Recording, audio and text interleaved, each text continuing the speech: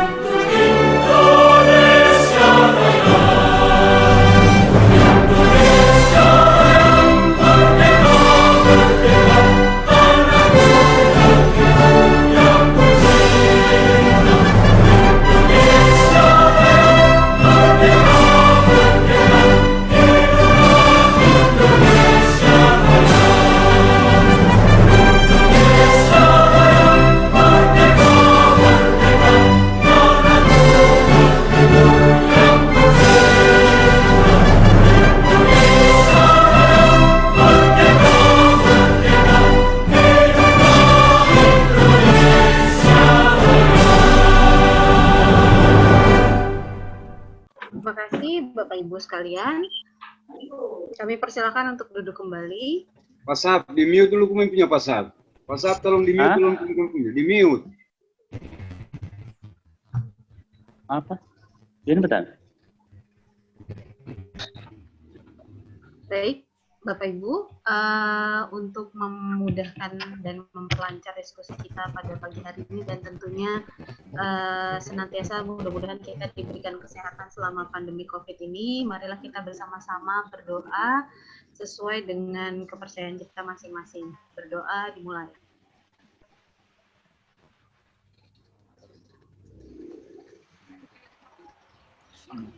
Berdoa selesai.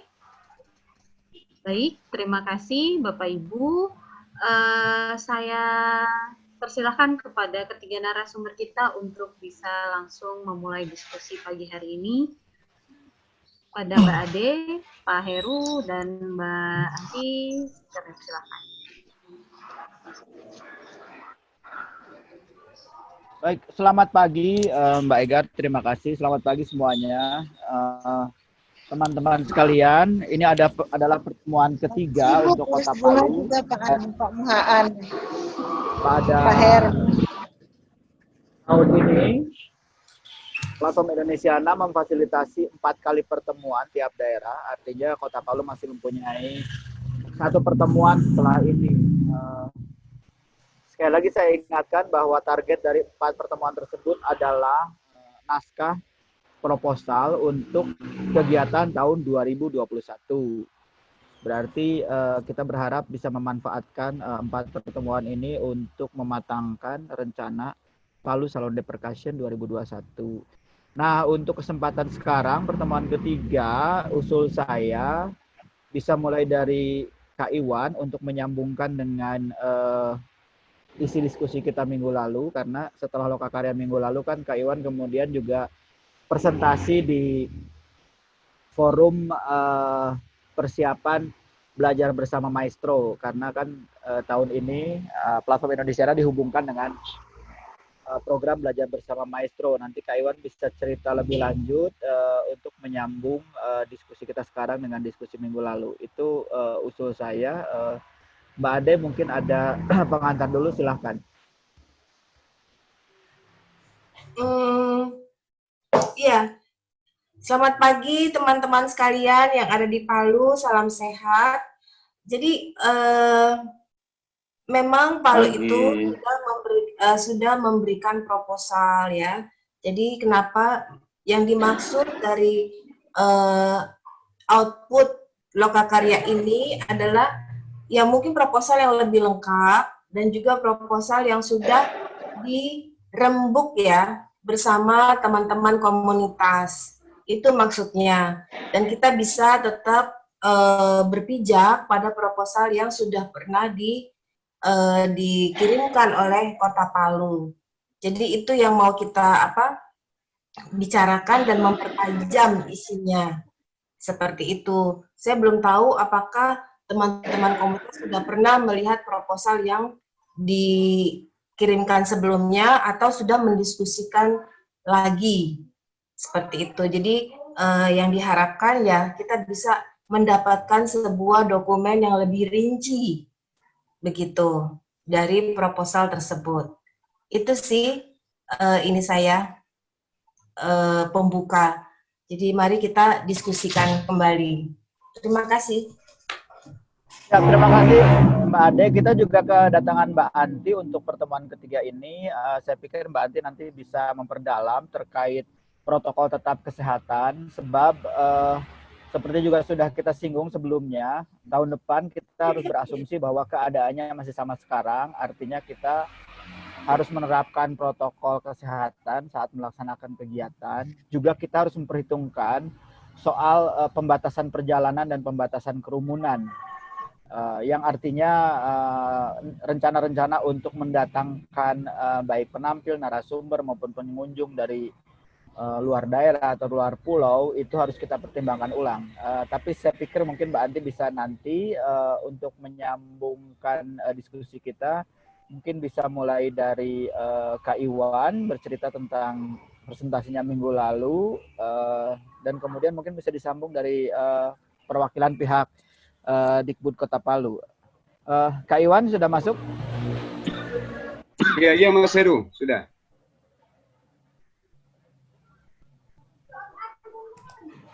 Siap Kak Iwan, langsung aja. Ya baik. Assalamualaikum warahmatullahi wabarakatuh. Salam. Untuk teman-teman semua yang hadir pada siang hari ini atau pagi hari ini agak lengkap, ada teman saya selaku tim pekerja, ada juga Smith yang hadir, kemudian juga ada Bang Mehmet, ada Bang Leo, kemudian Rino. Dan seperti disampaikan dari pertemuan yang kedua, bahwasanya memang konsep yang kami tawarkan itu berdasarkan proposal yang sudah diajukan ke pihak kementerian adalah masih konten acara yang kami rencanakan di tahun 2019. Nah, adapun kaitan konten acara kemarin yang sudah kami susun di proposal bersama tim kerja, yaitu perkusi dunia, kemudian perkusi Nusantara, kemudian perkusi tradisi, perkusi pelajar, kemudian perkusi kolosal. Nah, kemudian ada kolaborasi perkusi religi, pertunjukan nototura, kemudian jambore budaya, visualisasi budaya, kunjungan ke huntap dan destinasi. Nah, sekarang ini bagi kami teman-teman yang di DKP yang terlibat langsung dalam hal penanganan Palu Percussion, memang selama ini belum pernah melakukan pertemuan secara intens kembali lagi dengan pihak Dinas Pendidikan dan Kebudayaan terkait konten-konten acara yang kemudian akan kita sepakati nanti pada pelaksanaan Palu Percussion. Nah, mengingat sekarang kondisi COVID-19, otomatis ada beberapa rangkaian acara yang kemungkinan tidak bisa kita laksanakan, semacam jambore budaya, kemudian ada namanya libumbason atau kaili, itu jelas tidak mungkin dilaksanakan. Nah, kaitannya dengan hal tersebut, kami dari teman-teman Dewan Kesenian, ya selaku penggagas acara Palu Percussion, sampai saat ini belum melakukan pertemuan secara langsung kembali untuk membahas untuk konten-konten acara yang akan kita persiapkan pada Palu Percussion di tahun 2021. Nah, sekarang saja teman-teman di Dikbud itu sedang menyusun tim kerja kembali untuk kemudian dapat melakukan revisi terkait masalah apa-apa kemudian kegiatan akan dilaksanakan di Palu Percussion tahun 2021. Nah, mungkin juga saya hari ini dengan teman-teman sengaja saya hadirkan, ada beberapa teman-teman sebagai tim kerja hadir di pertemuan ketiga ini. Kami ingin mendengar langsung, mungkin ada pihak dari Dinas Pendidikan dan Kebudayaan selaku instansi yang memang menangani untuk pelaksanaan Palu Percussion terkait masalah anggaran, ya. Nah, anggaran ini saja sampai sekarang kami belum mengetahui plot dana untuk Palu Percussion untuk tahun 2021 itu besarannya sekitar berapa, dan konsep-konsep acara yang ditawarkan itu apakah mengalami perubahan atau tidak. Nah, kalau kami melihat dari pengusulan proposal yang lalu, Mas Heru kemudian Mbak Ade, itu masih terfokus dengan konsep-konsep yang kita laksanakan sebelum adanya COVID-19. Nah, mungkin melalui kesempatan ini kita akan bisa melakukan diskusi lebih intens. Ada juga Saudara Smith selaku kurator kemarin di pelaksanaan Palu Percussion yang pertama. Mungkin pada hari ini mungkin kita bisa menyimpulkan terkait konsep-konsep yang sudah kami tawarkan berdasarkan proposal yang sudah diajukan ke pihak kementerian. Nah, kaitannya mungkin ada hal-hal yang memungkinkan yang tidak bisa kita laksanakan nanti pada saat pelaksanaan Palu Percussion untuk 2021. Nah, kaitan yang sekarang kami lakukan di BBM, belajar bersama maestro, kaitannya adalah Palu Percussion. Nah, memang sekarang fokus kami dengan Kang Gilang dan juga Kang Endo ya sebagai narasumber adalah memang fokus bagaimana kemudian Salonde itu bisa kemudian mendunia dan itu menjadi ajang pertunjukan perkusi yang paling besar. Nah, karena kemarin itu ada dua tantangan yang sudah diberikan ke kami. Pertama, saya di BBM itu diberikan tantangan sama Kang Gilang sama Kang Endo itu adalah berani enggak Palu menetapkan bahwa Kota Palu itu sebagai kota perkusi nasional. Nah, sekarang kemarin saya dapat tawaran lagi dari Mas Heru, bagaimana Palu bisa enggak menjadi menjadi kota perkusi. Nah, ini ada dua tantangan yang memang kemudian yang harus memang menjadi PR kami bersama-sama teman pekerja seni, khususnya yang ada di Dewan Kesenian, untuk bisa merealisasikan ada dua tantangan tadi yang memang tantangan ini cukup membangun image kami untuk kemudian bagaimana kedua hal tersebut itu bisa kami wujudkan secara bersama nanti dari pelaksanaan Palu Percussion.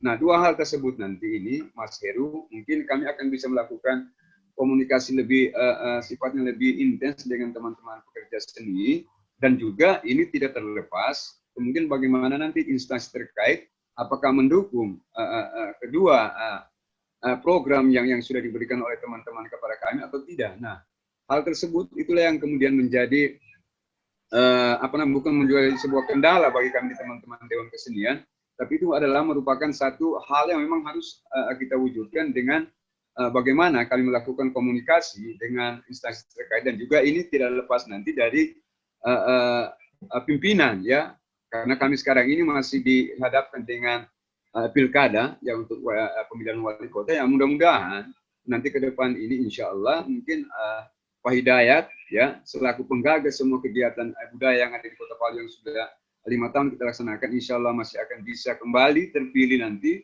untuk memimpin Kota Palu 5 tahun ke depan, agar supaya apa yang menjadi keinginan kita bersama bisa terwujud kembali. Karena begini, kalaupun nanti ini pada saat pilkada, ya kami mungkin melahirkan lagi pimpinan baru, dan otomatis hal-hal baru lagi yang akan kemudian muncul dari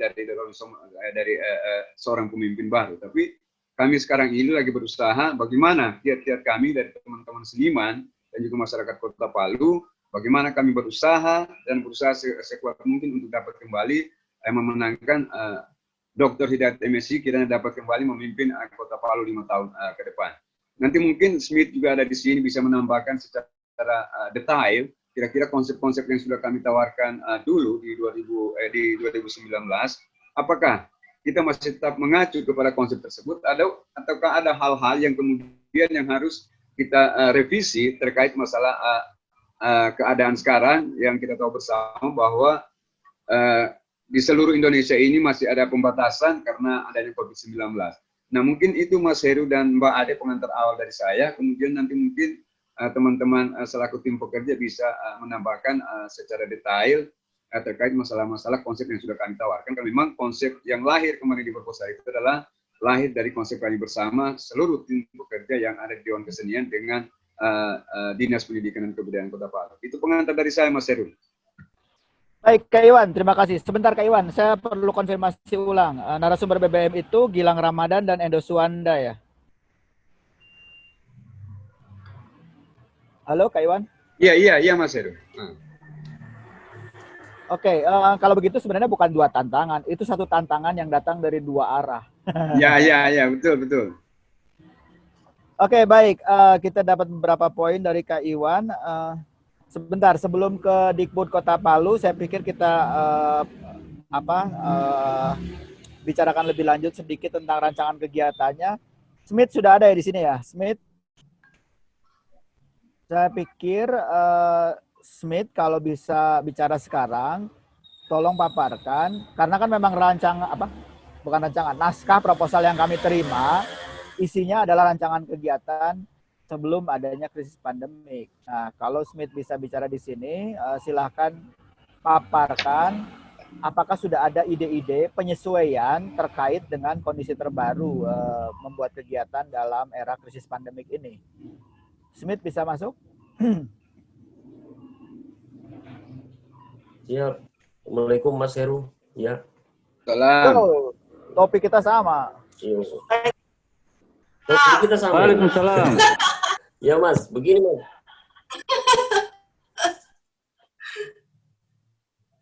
Ya.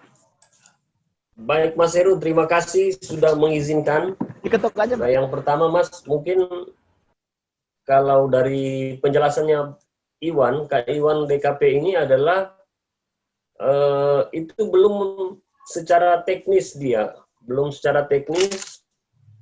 bahwa apa yang dirumuskan oleh kawan-kawan Dewan Kesenian Palu di masa pandemi ini belum keluar tadi. Itu masih gagasan besarnya. Nah, kalau menurut saya perlu lagi Dewan Kesenian Palu mungkin 1-2 kali untuk merapatkan ketemu secara teknis, karena saya juga tidak mungkin hanya menyampaikan secara lisan maupun itu Mas, saya secara tertulis. Dia pemateri lalu. Saya ingin menyampaikan secara tertulis karena bentuknya adalah schedule. Konsep besar akan menjadi schedule sekalian seperti itu. Karena kalau kita membuat konsep tanpa dischedulekan, itu tidak akan ketemu waktu. Karena kita akan mengukur waktu sesuai dengan konsep, Mas Her. Nah, itu salah satunya. Kemudian juga, kalau kita kembali ke event yang model lama, itu kita akan tertinggal satu langkah lagi dengan masa pandemi ini. Karena untuk menyikapi itu kan di Palu juga sudah mulai kelihatan penambahan dari pasiennya. Jadi untuk mau membesarkan event ini, penting bagi Iwan Dewan Kesenian Palu mengundang khusus kawan-kawan, bertemu dengan Dinas Pendidikan, lebih membuat sebuah konsep dan duduk bersama dengan Dinas Kesehatan. Masalahnya kan, Pak Iwan, saya belum diajak ketemu juga ini sama-sama dengan Dinas Pendidikan, belum ada undangan ketemu sama-sama. Nah, karena ini sudah bicara soal bagaimana menjadi sebuah kawasan yang melarang orang untuk tidak terlalu berdekatan, ini kan agak susah melarang orang Palu, pertama Mas Heru. Orang Palu ini kalau dilarang, biasanya hanya balarang ulang. Jadi untuk itu, kita cari cara bagaimana lah untuk tidak lagi, begitu kita buat event, kita adalah yang menjadi pelanggar, atau kita yang menjadi masalah bagi pemerintah. Harusnya kita menjadi solusi, menurut saya seperti itu. Kedua, ada gagasan yang Indonesia Nasional Palu akan menjadi salah satu nasional perkusi. Saya belum paham. Ini juga perlu dibicarakan baik-baik karena berhubungan dengan literatur dan temuan atau fakta di lapangan yang membuktikan bahwa Palu layak. Nah, ini juga harus dikaji baik-baik oleh kawan-kawan karena ini berat kalau ketika kita mau disandangkan dengan kata nasional, tentu juga kita harus berpikir secara global dan lebih memfokus pada penggalian nilai-nilai yang ada di wilayah lokal itu. Nah, jangan sampai ketika disandangkan kepada kita sendiri tidak mampu. Nah, tapi saya mensupport apa yang sudah digagas oleh kawan-kawan sebagai tindak lanjut dari diskusi atau apa itu, program BBM. Nah, dengan itu mudah-mudahan. Tapi satu yang menarik bahwa Pak Wali Kota menyetujui penyebutan amphitheater Kota Palu itu dengan nama Salonde. Kan amphitheater sudah dibangun.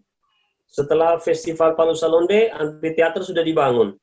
Nah, Pak Wali Kota kemarin ada penyampaian dari Gilang Ramadan, coba buat nama Palu Amphitheater itu Salonde namanya. Nah, Pak Wali Kota sudah insya Allah akan menetapkan amphitheater itu dengan sebutan Amphitheater Salonde.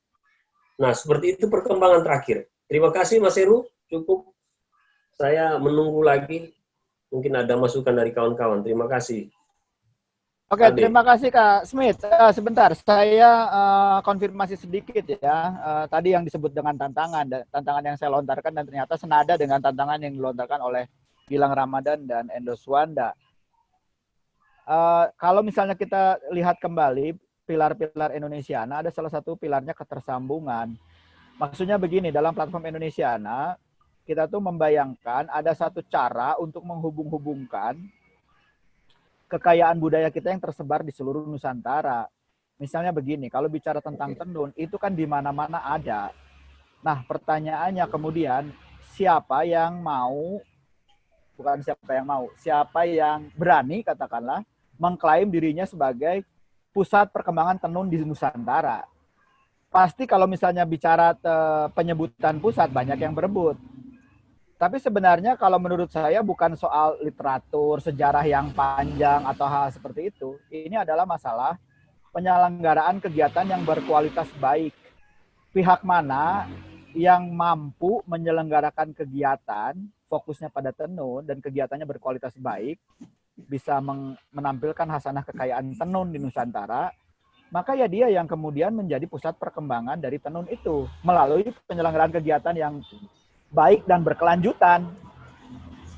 Jadi kalau misalnya itu sudah terjadi, misalnya International Gamelan Festival di Kota Solo, para ahli musik bisa berdebat apakah Solo itu merupakan pusat perkembangan gamelan yang paling penting atau bukan, hubungannya dengan Jogja atau daerah manapun yang lain. Tapi ketika Solo menyelenggarakan International Gamelan Festival, dia kemudian memusatkan seluruh perkembangan gamelan itu pada festival tersebut. Hal yang sama bisa berlaku untuk Palu Salonde Percussion. Judulnya kan perkusi. Sama, perkusi juga di Nusantara ya tersebar di mana-mana. Kalau teman-teman di Kota Palu memang mampu menyelenggarakan kegiatan yang berkualitas baik dan berkelanjutan, mampu menampilkan kekayaan hasanah perkusi di Nusantara, maka ya Palu menjadi pusat perkembangan perkusi Nusantara. Jadi melihatnya bukan ke belakang, tapi ke depan. Nah, itu tantangannya teman-teman sekalian. Saya pikir sebelum saya kembalikan kepada para narasumber Mbak Ade dan Mbak Anti, kita perlu tanggapan dulu dari pihak Dikbud Kota Palu. Saya tidak tahu siapa yang mewakili di sini. Pertama tadi dari Kak Iwan terkait komitmen anggaran APBD untuk tahun depan 2021. Itu yang pertama. Lalu yang kedua, pengaruh pilkada. Bukankah karena postur anggaran APBD 2021 itu sudah ditetapkan, berarti siapapun yang terpilih jadi wali kota untuk tahun depan tidak akan terpengaruh pembiayaan Palu Salonde atau malah terpengaruh? Dua pertanyaan itu. Silakan Bapak Ibu, siapa yang mewakili Dikbud Kota Palu? Ya, Assalamualaikum, Bang Heru. Pak Ansar ada, selamat pagi. Waalaikumsalam. Alhamdulillah, ini pas-pas kebenaran ini. Pas masuk, pas dapat giliran. Dan lagi on the way ini ke kantor wali kota dari salah satu kelurahan terluar di Kota Palu ini. Mohon maaf Kang Heru, berapa kali saya nggak bisa hadir karena padat sekali kegiatan. Ya. Nah, jadi yang pertama terkait komitmen anggaran. Ya, bahwa saat ini pemerintah Kota Palu sementara dalam proses penyusunan anggaran untuk tahun 2021. Ya. Nah, lagi memasukkan apa-apa yang akan dibiayai pada program kegiatan Khusus untuk bidang kebudayaan, ya kami masih memiliki komitmen yang tinggi dan sudah memasukkan alokasi ya program kegiatan untuk mendukung program-program kebudayaan. Salah satunya ya itu program-program yang terkait dengan pelaksanaan Indonesiana di Kota Palu. Ya, nanti akan ada festival, akan ada jambore, akan ada lomba-lomba, dan akan ada pembinaan-pembinaan baik kepada para pelaku seni budaya maupun kepada para pelaku industri budaya, khususnya para pengrajin yang berbasis produksi-produksi alat-alat kesenian tradisional.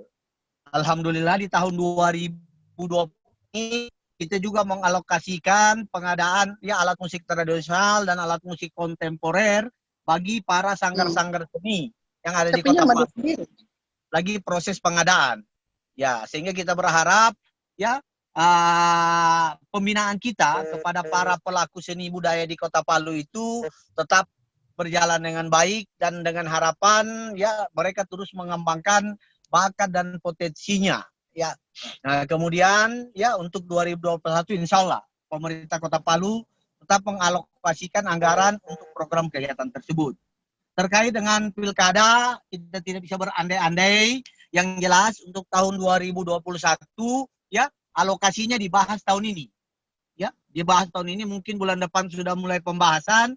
Kami akan berupaya meyakinkan teman-teman di legislatif atau di DPRD bahwa program-program kita adalah program-program prioritas, bahkan sudah terjalin kerjasama untuk memajukan kebudayaan di Kota Palu ini bersama Kementerian Pendidikan dan Kebudayaan, dalam hal ini Direktorat Jenderal Kebudayaan RI. Mungkin beberapa hal itu yang dapat kami sampaikan pada kesempatan kita hari ini, karena saya juga dilaporkan oleh beberapa staf, karena Kementerian Kebudayaan atau Pak Heru dan kawan-kawan dari Kepanitiaan Indonesiana menanyakan koordinat kita. Saya tegaskan bahwa pemerintah Kota Palu melalui Dinas Pendidikan Kebudayaan tetap berkomitmen ya tetap mengalokasikan anggaran untuk mendukung program-program kebudayaan di tahun 2021. Terima kasih. Assalamualaikum warahmatullahi wabarakatuh.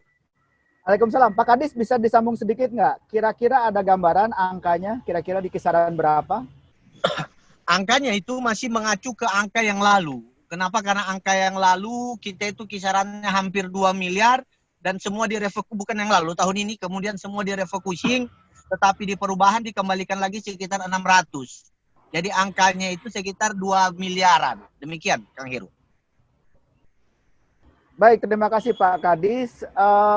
Baik, itu saya pikir tanggapan yang menyemangatkan. Saya pikir kita bisa menanggapi tadi yang dikatakan Smith terkait protokol kesehatan, karena memang itu juga sesuatu yang harus kita perhatikan betul. Pihak kementerian dalam hal ini Menteri Parekraf dan Menteri Pendidikan dan Kebudayaan sudah membuat surat keputusan bersama terkait protokol kesehatan. Tapi kewenangan mengenai perizinan pelaksanaan kegiatan tentunya ada di pemerintahan daerah. Nah, Mbak Anti bisa bercerita banyak tentang protokol kesehatan tersebut. Namun sebelum Mbak Anti, mungkin ada tanggapan dulu dari Mbak Ade. Silakan Mbak Ade.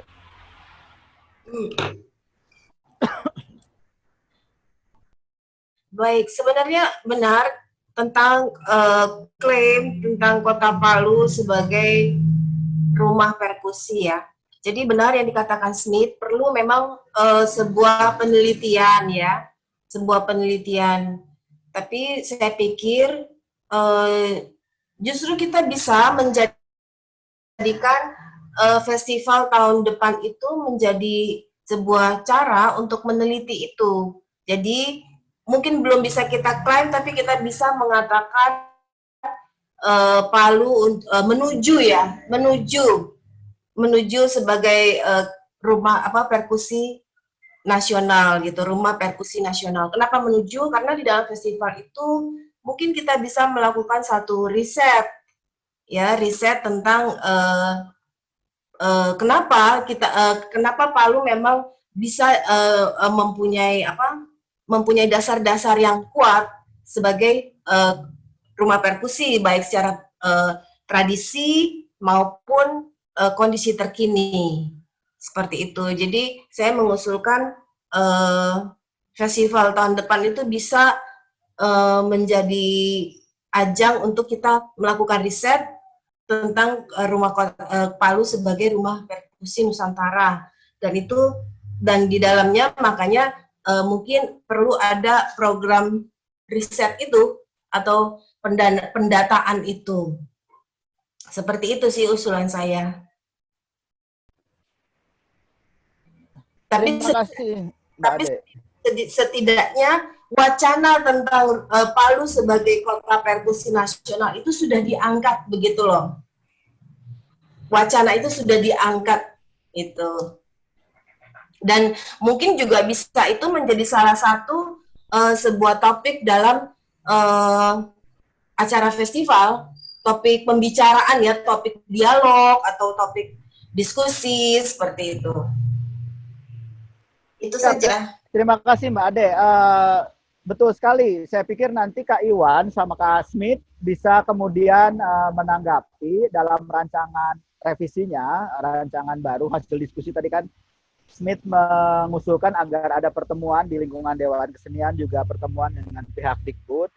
Silahkan dirancang ulang tentang risetnya. Nanti bisa konsultasi dengan Mbak Ade. Kalau misalnya dikembalikan kepada kami bisa memberi tantangan yang lebih jauh, sekalian bukan nasional, kenapa tidak internasional. Kota Ambon itu kan sudah meraih gelar City of Music dari UNESCO, dan untuk mendapatkan gelar City of Music, mereka harus mengajukan spesifikasi tertentu. Nah, Ambon itu mengajukan musik bambu, makanya mereka bikin kegiatannya International Bamboo Music Festival. Nah, apakah mungkin Kota Palu berusaha meraih gelar City of Music dari UNESCO untuk kategori perkusi? Tapi sekali lagi ini cita-cita. Silakan teman-teman mengukur kira-kira kalau misalnya cita-cita itu realistis bisa dicapai dalam waktu berapa tahun. Tentu saja bukan tahun depan, tapi ada langkah-langkah menuju ke sana. Sekali lagi itu bisa dimulai dari langkah-langkah riset. Nah, kemudian terkait dengan kondisi terkini, krisis pandemik, bagaimanapun dalam menyelenggarakan kegiatan, kita harus mematuhi protokol kesehatan. Nah, dalam hal ini, Mbak Anti bisa memberikan paparan terkait protokol tetap kesehatan. Silakan Mbak Anti. Terima kasih teman-teman semua. Salam kenal, saya baru masuk di Lokakarya ketiga ini. Mungkin saya bisa langsung untuk ditayangkan paparannya, Mbak Ega. Siap. Ya, siap Mbak Andi. Terima kasih. Kawan-kawan semua, ini merupakan sebuah desain produksi festival di masa new normal ini. Mungkin di awal saya tidak perlu menjelaskan banyak tentang pengertian festival karena kawan-kawan di sana sudah menjalankan itu. Kemudian Mbak, ini adalah pointersnya bahwa festival itu adalah kegiatan atau agenda tertentu yang bertujuan untuk menampilkan, menunjukkan, memperingati hal-hal penting. Kemudian festival itu harus mempunyai syarat utama, yakni ada konten, ada waktu, ada penyelenggaraan, yang di masa ini penyelenggaraan itu kita harus lakukan sesuai peraturan new normal, dan yang terakhir itu mungkin platform Indonesiana membidik penguatan ekosistem kebudayaan lokalnya. Jadi platform Indonesiana bukanlah festival itu sendiri gitu. Kemudian Mbak, nah ini mungkin kawan-kawan semua juga sudah saya pikir sudah matang lah untuk desain produksi ini, di mana ada gagasannya, di mana sudah ada struktur panitia, materi kreatif pun saya pikir juga sudah matang gitu. Kemudian visi festivalnya tadi kalau saya dengar sudah ada yang ingin diraih gitu, bahkan itu tantangannya menuju internasional gitu. Kemudian ada lini masa produksinya, kemudian bagaimana anggaran tadi itu pun sudah dijelaskan oleh dari Bapak Kepala Dinas atau siapa tadi ya. Oke, terus Kepala Dinas Pak Ansar. Ya, Pasar. Nah, ini adalah yang ingin saya paparkan teman-teman semua. Jadi memang mungkin beberapa teman di sana pasti sudah pernah melakukan ini, tapi memang ini harus saya sampaikan. Jadi ini adalah tahapan penyelenggaraan festival di era kenormalan baru. Jadi kalau kita mempelajari festival itu kan ada yang namanya praproduksi. Bagaimana praproduksi itu harus kita upayakan agar seluruh koordinasinya itu dilaksanakan secara online gitu ya. Jadi kita memang harus memanfaatkan sejumlah teknologi daring seperti Zoom, Google Meet dan lainnya.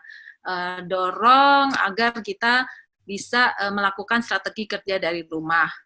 Nah, kemudian usahakan selalu persiapkan poin-poin pentingnya, karena menggelar rapat daring itu terkadang kurang menguntungkan gitu dibandingkan kita bisa bertatap muka. Dan yang paling penting di sini yang menjadi catatan kita terkadang fungsi moderator. Nah, moderator ini memang dia akan menjadi pemimpin agar rapat daring itu bisa berlangsung dengan tertib dan teratur.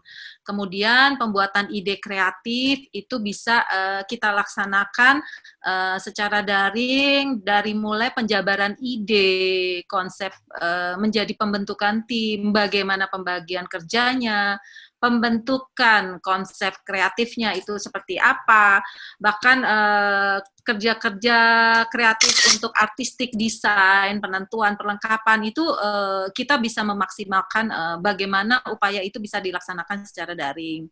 Kemudian orang yang terlibat wajib mematuhi protokol kesehatan dan aturan pemerintah terkait COVID.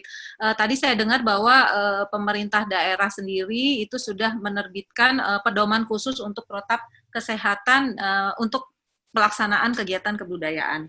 Kemudian Mbak,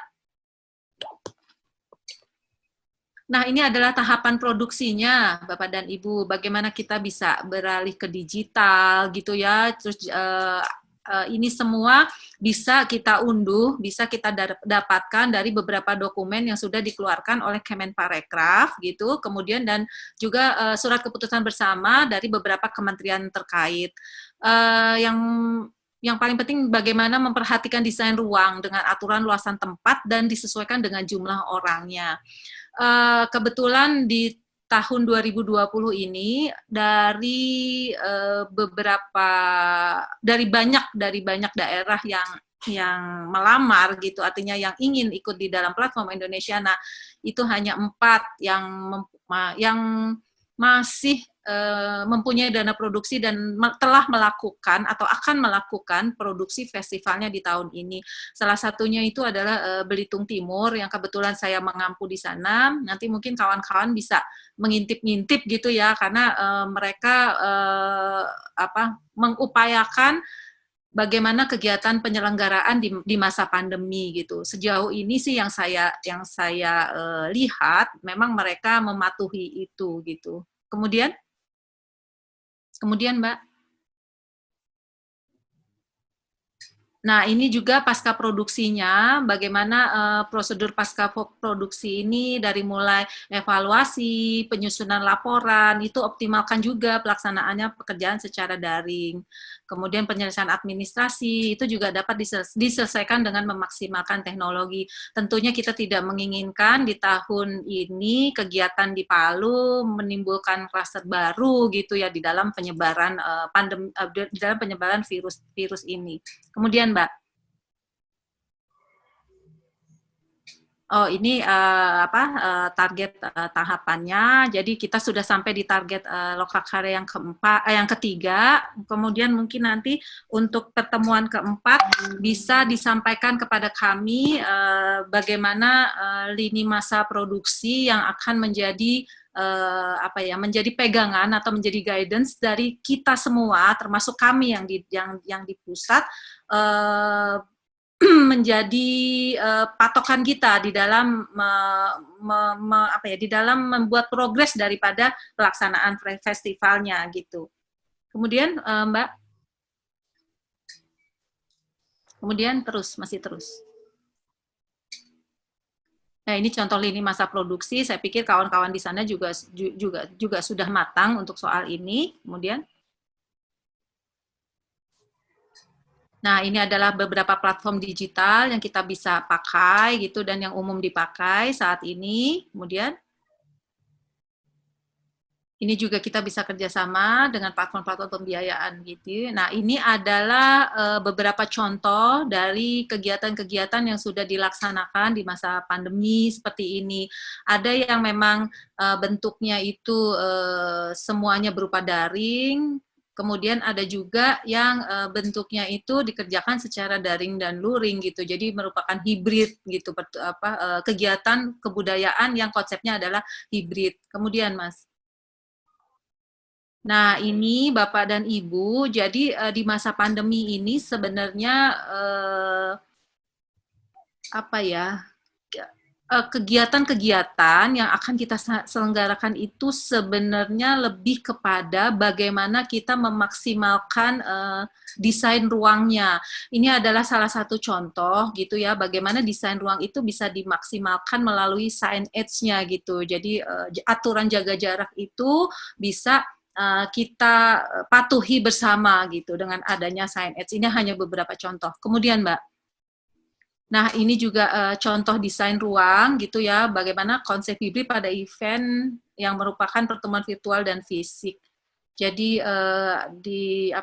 perhatikan jarak penonton dengan penampilnya, kemudian penonton sendiri juga harus kita jaga jaraknya, kemudian bagaimana pintu masuk dengan protokol kesehatan, dengan cek suhu tubuh, pemakaian masker gitu, itu sangat perlu kita perhatikan di masa ini.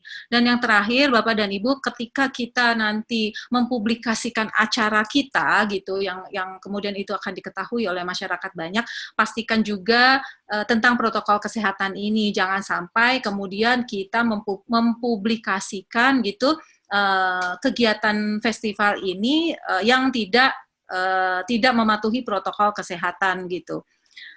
Itu dulu sih dari saya. Kemudian tadi seperti yang saya singgung ya, ini paparan sepertinya sudah selesai. Kemudian seperti yang tadi saya sudah singgung, Bapak dan Ibu, jadi untuk pertemuan keempat, kami mungkin sudah bisa dipaparkan gitu ya tentang lini masa produksinya, karena saya juga belum tahu dari Pokja sendiri untuk memasukkan proposal itu di bulan apa untuk tahun depan gitu. Kemudian mungkin juga bisa nanti dengan Mas siapa ya tadi ya yang terakhir itu yang untuk bagian program, mungkin nanti program itu bisa dibikin menjadi 4 klaster gitu ya. Jadi yang pertama itu adalah klaster pendataan dan inventarisasi, kemudian itu dapat klaster data dan inventarisasi itu dapat berupa pencatatan-pencatatan gitu ya tentang pembuatan buku gitu. Kemudian ada juga yang namanya klaster literasi di mana itu ada seminar, ada mungkin bedah buku, dan yang ketiga adalah klaster pertunjukan. Nanti di situ ada pertunjukan-pertunjukan yang berkaitan dengan percussion, dan yang terakhir adalah event-event pendukungnya, mungkin bisa berupa pameran, kuliner, dan sebagainya. Harapannya di pertemuan keempat gitu, kami bisa mendapatkan kerangka besarnya atau gambaran besarnya, mana saja program yang akan diselenggarakan secara daring, ataupun program yang akan diselenggarakan dengan mengkombinasi keduanya. Kira-kira itu dulu mungkin dari saya, bisa saya kembalikan ke Mas Heru atau Pokja. Terima kasih. Terima kasih Mbak Anti. Saya agak penasaran dulu, dalam Lokakarya ini apakah ada peserta bukan dari dinas, bukan juga dari Dewan Kesenian? Apakah ada? Ada itu Kang Heru yang dari Dinas Pariwisata. Ada Kepala Bidang Promosi saya lihat Ibu Dewi. Oke, kalau unsur komunitas yang bukan Dewan Kesenian,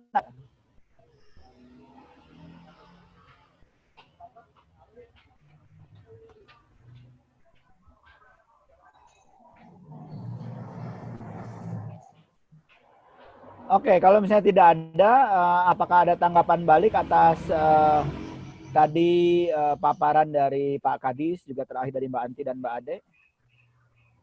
Ya, saya sedikit mungkin tanggapan, Mas Heru.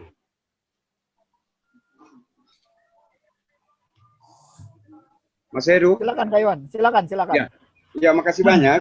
Saya menanggapi apa yang disampaikan juga tadi oleh Mbak Andi ya terkait masalah protokol kesehatan. Barangkali izin Mbak, itu linknya bisa dikirimkan ke kami agar kami bisa mengcopy nanti. Jarinya. Boleh nanti mungkin saya kirimkan PDF-nya melalui atau saya nanti di Japri Bang Iwan untuk. Iya, nanti kita kirimkan email. Ya, boleh.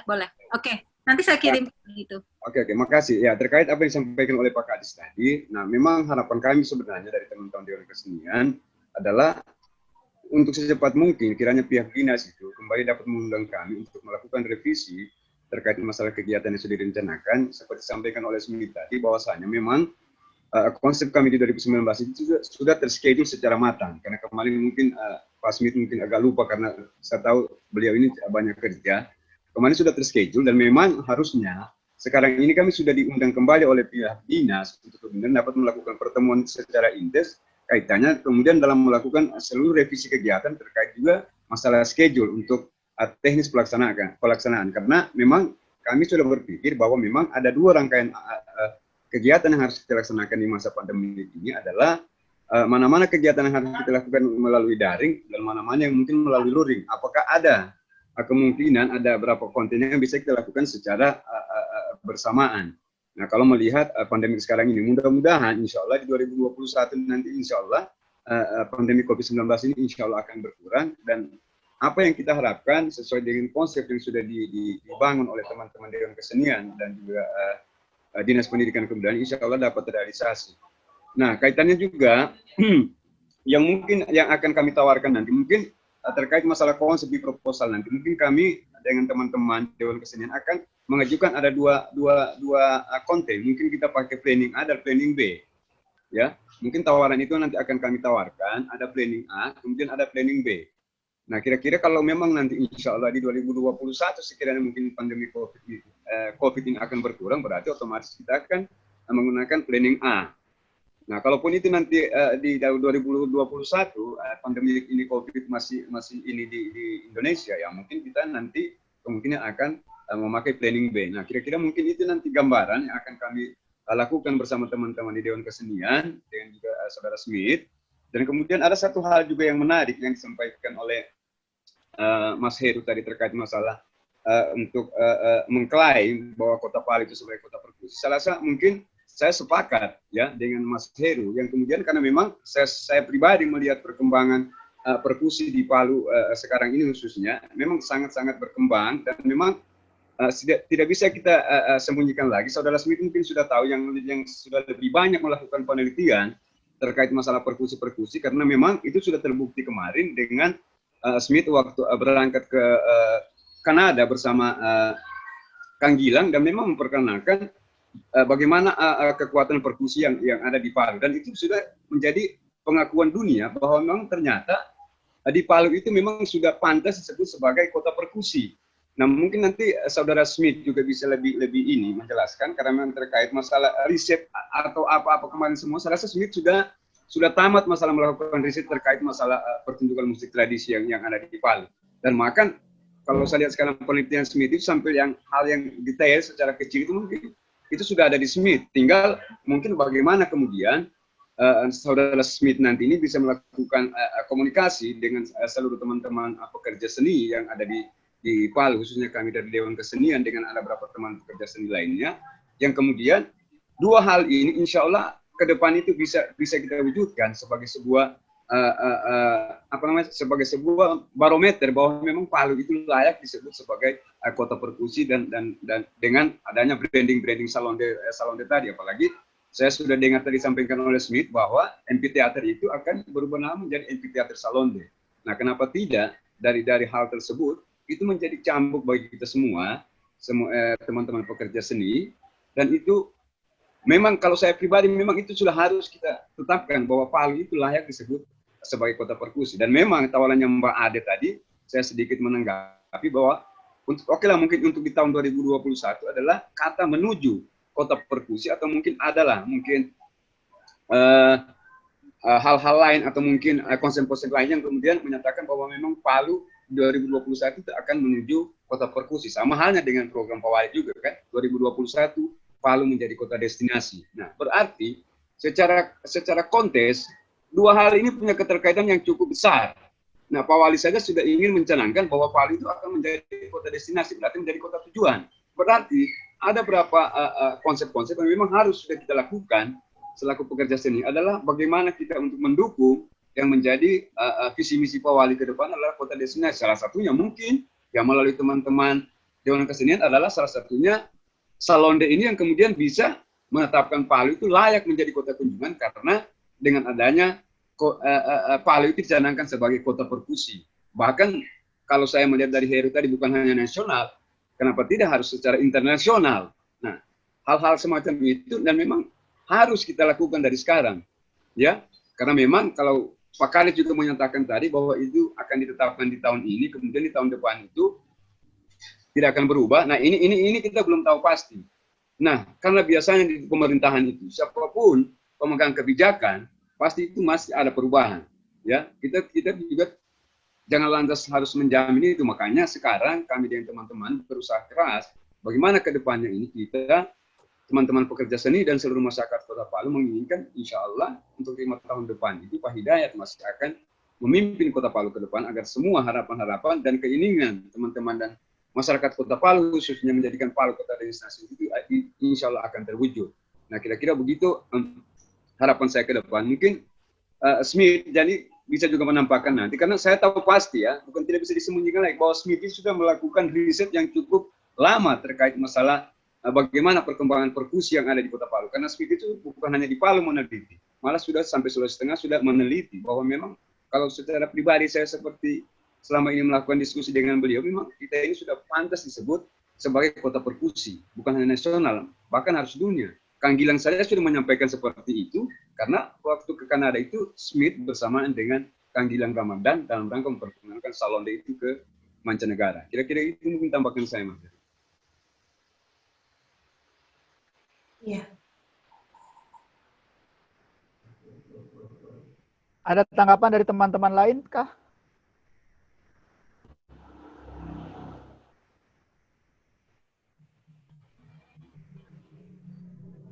Baik, kalau tidak ada, saya pikir sebenarnya diskusi kita kali ini sudah ya. Heru, boleh nggak saya menyampaikan tanggapan atau apa ya sedikit usulan?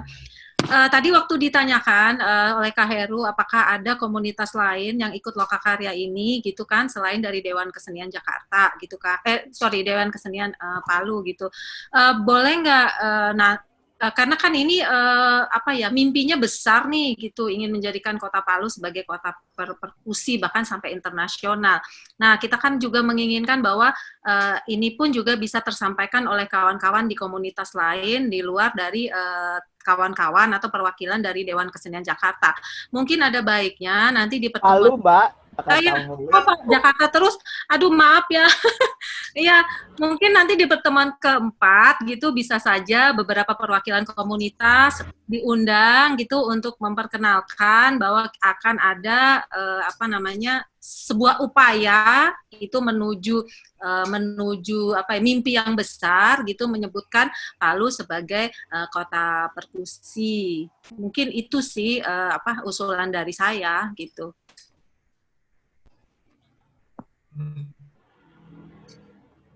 Ya, Mbak Andi, terima kasih. Saya pikir bisa begini ya, catatannya. Tadi Kak Iwan juga sudah menyebutkan bahwa Smith sudah melakukan banyak penelitian dan seterusnya.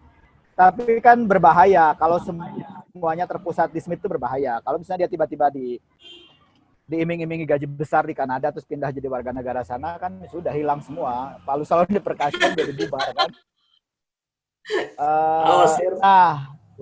Amin. Ya, makanya jangan dikasih ke sana, dia harus kita tahan. Aminkan saja.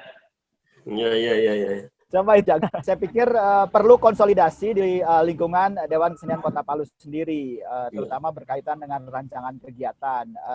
Tadi juga Mbak Ade sudah memberikan saran mengenai kebutuhan akan riset. Dalam pengertian, bukan berarti kita melihat bahwa risetnya belum pernah dilakukan. Tadi disebutkan kan sudah dilakukan. Tapi bagaimana agar ada langkah-langkah yang terhubung dengan agenda besar yang dari tadi kita omongin kan. Kalau bicara itu kan enak, tapi kan kemudian bekerjanya bagaimana? Harus disusun langkah-langkahnya. Ya. Jadi metode risetnya terhubung dengan target-target tersebut. Itu konsolidasi di DKB. Jadi metode riset terutama, artinya kalau dalam istilah kami kan dalam struktur tim kerjanya ini tim pengolahan pengetahuan yang harus diperkuat. Dugaan saya kan Smith akan tetap jadi kurator. Kak Iwan saya nggak tahu apakah jadi direktur atau jadi steering committee, terserah silahkan. Tapi sekarang yang sedang kita bicarakan adalah tim pengolahan pengetahuan. Apakah SDM-nya ada di DKP? Kalau tidak ada, seperti di usulannya Mbak Anti, berkoordinasi pula dengan komunitas-komunitas lain agar bisa merekrut SDM yang tepat. Nah itu, jadi pertama konsolidasi di dalam DKP sendiri, lalu konsolidasi DKP dengan komunitas-komunitas lain sehubungan dengan cita-cita besar yang memang tidak mungkin kalau dikerjakan oleh Dewan Kesenian saja, tidak mungkin. Harus ada konsolidasi lebih lanjut. Itu dua. Lalu yang ketiga tentu saja konsolidasi antara komunitas, DKP dan lain-lain dengan pihak Dikbud. Barusan Pak Ansar pamit, tidak apa-apa, saya pikir masih ada wakilnya di sini. Jadi tadi disebutkan oleh Pak Kadis bahwa APBD 2021 masih dalam perancangan, artinya kan masih ada waktu menyesuaikan antara konsep kegiatan dengan postur anggaran APBD dalam hal ini. Masih ada waktu. Nah, sebenarnya kalau misalnya itu bisa disesuaikan dalam waktu cepat, nanti sudah bisa kemudian dihubungkan pula dengan postur APBN yang sebenarnya juga masih dalam perancangan. Jadi masih ada waktu. Kalau itu bisa dikejar pada pertemuan keempat, sebenarnya kita bisa membicarakan secara lebih terperinci tentang anggaran. Tapi kalau langkah konsolidasi itu sudah dilakukan. Nah, itu 3 poin. Poin yang keempat, saya titip, kita tetap perlu berkoordinasi dengan pihak Dikbud Provinsi Sulteng. Halo, apakah suara saya masih ada? Pihak masih ada, Mbak Her. Masih ada.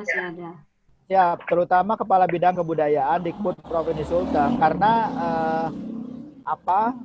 pihak Provinsi Sulteng pun tetap menjadi bagian dari platform Indonesiana, dan dengan itu kita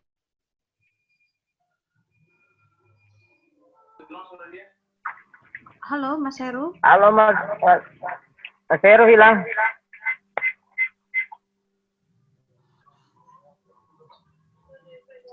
Mbak Ade, mungkin Mbak Anti bisa dilanjutkan dulu.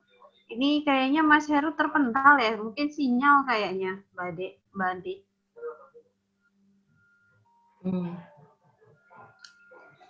Iya, saya pikir terkait dengan riset itu mungkin ya tinggal di ini aja, dikonsolidasikan hasil-hasil riset dari berbagai macam gitu kan, berbagai macam sumber. Jadi misalnya yang sudah dilakukan Smith ya, mungkin dari orang-orang di Tadulako tuh juga sudah pernah ada semacam itu ya, kita nggak tahu. Dan mungkin saya nggak tahu ya, Dwiki Darmawan tuh bikin riset juga tuh kayaknya ya, di mana, di Palu, soal musik seperti itu. Ini Heru udah itu. Jadi hasil-hasil itu bisa dikonsolidasikan menjadi satu buku gitu, dan buku itu kemudian bisa dijadikan sebuah diskusi untuk kemudian sebagai dasar untuk meneguhkan lah Palu sebagai kota ini, kota perkusi. Ya, silakan Pak Heru. Sorry, tadi saya terputus di mana? Konsolidasi ya,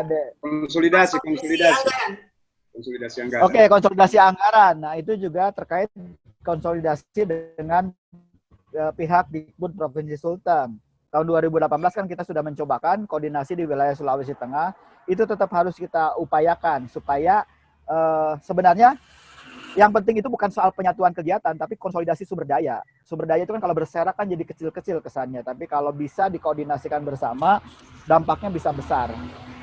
Nah, lalu tadi juga Kak Iwan sudah menyinggung komposisi antara kegiatan daring dan luring. Itu memang harus dirancang, termasuk rencana A dan rencana B. Dalam hal ini termasuk urusannya dengan protokol kesehatan dan lini masa produksi, bisa berkonsultasi lebih lanjut dengan Mbak Anti. Saya pikir langkah-langkah untuk pertemuan berikutnya sudah cukup jelas. Cuma memang kita berkejaran dengan waktu ya. Jadi pertemuan selanjutnya kan dijadwalkan hari Selasa minggu depan. Kalau sedikit Mas Heru. Silakan Pak Herman. Teman-teman. Iya, Mas Heru. Ya. Halo. Silakan masuk. Silakan Pak.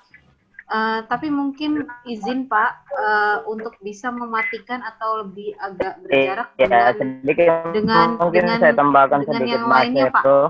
Halo Bapak, Pak Herman.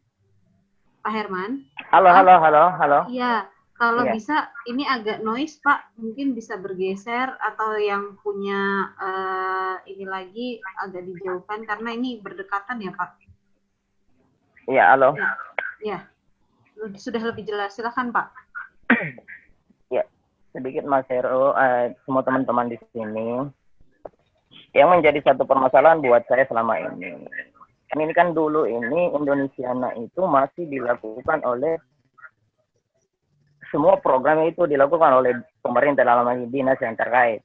Tapi yang setahu saya untuk tahun ini program Indonesiana itu dibuat oleh semua komunitas-komunitas seniman yang ada di wilayah Kota Palu. Dan pemerintah dalam hal ini sebagai fasilitator untuk kegiatan ini. Nah, ini selama ini kita belum melakukan itu, tapi masih melekat pada program-program yang terdahulu. Nah, ini menjadi satu juga perhatian untuk kita teman-teman semua, sehingga ke depan mengenai Indonesiana ini, komunitas ataupun sanggar-sanggar itu dapat mengusulkan satu kegiatan kepada pemerintah dalam dinas terkait apa yang akan kita lakukan di kemudian hari di tahun berikutnya untuk Indonesia. Nah, jadi satu program tahunan untuk kita. Itu yang menjadi satu juga tanda tanya buat saya pribadi.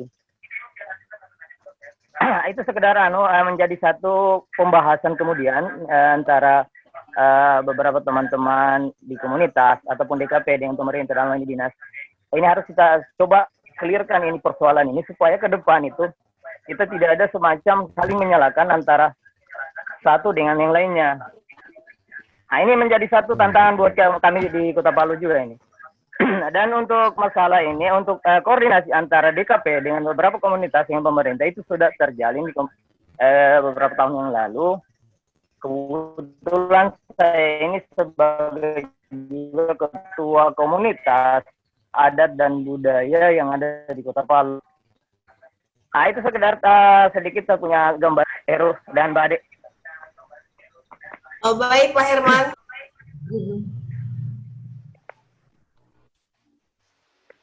Ya Pak Herman, terima kasih. Saya pikir itu persoalan yang lain, maksudnya begini, kita punya agenda besar, kita punya cita-cita yang disebut pemajuan kebudayaan atau istilah dalam undang-undang adalah pengarus utamaan kebudayaan. Yaitu kata yang agak sulit ya dan kata yang terlalu resmi, tapi maksudnya adalah kita ingin agar kebudayaan itu menjadi prioritas utama dalam gerak pembangunan. Nah, lalu bagaimana caranya? Tentu ada banyak hal yang harus dilakukan untuk mencapai cita-cita sebesar itu melalui sebuah kegiatan, sebuah festival kan tidak mungkin. Jadi kemudian kuncinya adalah keselarasan atau sinergi antara berbagai program. Festival dalam hal ini Palu Salonde Percussion hanya salah satunya. Nah, program-program lain apa? Itu tentu saja sesuatu yang harus dibicarakan panjang lebar. Kebetulan kami di Platform Indonesiana memang menyasar penguatan ekosistem. Itulah kenapa kami suka bicara menanyakan perwakilan komunitas, karena kalau misalnya yang terlibat itu hanya dari komunitas tertentu, sebenarnya penguatan ekosistemnya menjadi timpang. Nah, penguatan ekosistem melalui penyelenggaraan festival. Apakah pemajuan kebudayaan di Kota Palu cukup melalui penyelenggaraan Palu Salonde Percussion? Tentu tidak. Lalu kegiatan lainnya apa? Silahkan dirembukan, maksudnya arah yang kita lakukan dalam platform Indonesiana, konsolidasi antara Dewan Kesenian, komunitas-komunitas lain dengan pihak dinas, itu silahkan dilakukan juga untuk berbagai keperluan lain. Landasan kita kan memang musyawarah untuk mufakat, jadi mari kita pakai itu untuk kepentingan kita bersama. Palu Salon de Percussion hanya salah satunya. Begitu kurang lebih. Nah, sekali lagi sehubungan dengan Lokakarya Indonesiana, maka perlu konsolidasi lebih lanjut DKP sendiri, lalu DKP dengan komunitas-komunitas lain, kemudian para komunitas itu dengan pihak Dikbud Kota Palu, lalu konsolidasi juga dengan Dikbud Provinsi Sulteng. Saya pikir itu kalau bisa menjadi bahan diskusi untuk minggu depan, maka Lokakarya kita akan makin produktif. Dari saya sementara cukup, Mbak Ekar, terima kasih. Mbak Anti dan Mbak Ade juga silakan kalau mau. Saya tambahkan sedikit Mas Heru. Baik, silakan Pak Iwan. Ya, makasih Pak Herman. Dan memang sebenarnya salah satu, memang saya sepakat dengan Mas Heru bahwa saya memang Palu Percussion adalah merupakan satu kegiatan pendukung. Nah, kemarin di konsep yang sudah kami konsep bersama dengan seluruh teman-teman Dewan Kesenian adalah satu rangkaian acara yang memang lebih diinikan oleh Pak Wahid adalah Libum Baso. Libum Baso itu adalah kemudian menghadirkan seluruh pelaku adat dan seluruh tokoh komunitas-komunitas yang ada di Kota Palu dalam rangkaian dan membicarakan satu kerangka pemajuan kebudayaan. Nah, hal seperti itu karena mengingat sekarang ini mudah-mudahan di 2021 lagi tidak adanya lagi nanti ini COVID. Nah, mungkin kembali bisa Libum Baso itu diselenggarakan dalam rangka Palu Percussion ini dilaksanakan. Nah, kaitannya dengan seluruh komunitas yang mungkin harus kami lakukan koordinasi, dan memang selama ini kami sudah melakukan koordinasi dengan beberapa teman-teman yang ada di komunitas maupun sanggar terkait untuk masalah undang-undang pemajuan kebudayaan kemarin itu adalah bukan hanya semata-mata hasil pemikiran dari kami Dewan Kesenian dan Dikbud. Nah, tapi dalam rangka penyusunan kerangka kemarin kebudayaan itu kami semua mengambil data dari seluruh sanggar dan komunitas yang ada. Nah, jadi mungkin di sini sudah bisa jelas. Nah, terkait masalah riset tadi yang seperti disampaikan oleh Mbak Ade dan Mas Heru, bahwa memang di Palu ini sudah ada beberapa teman-teman yang memang perkusi yang memang kita kenal sudah melakukan riset di Palu, dan itu kemarin dimediasi oleh Saudara Smith. Nah, yang pertama kemarin itu adalah Saudara Gilang Ramadan. Kemudian kedua yang difasilitasi oleh Smith adalah Kang Diki Darmawan melakukan riset juga tentang penelitian perkusi di Palu. Nah, kemudian sekarang akan mau digandeng lagi oleh Mas Gilang ke Palu, itu yang lagi tren-trennya melakukan riset tentang Daden Data adalah Kang Endo Suwanda. Dan kemudian kemarin saya sudah bertemu juga dengan Franky Raden.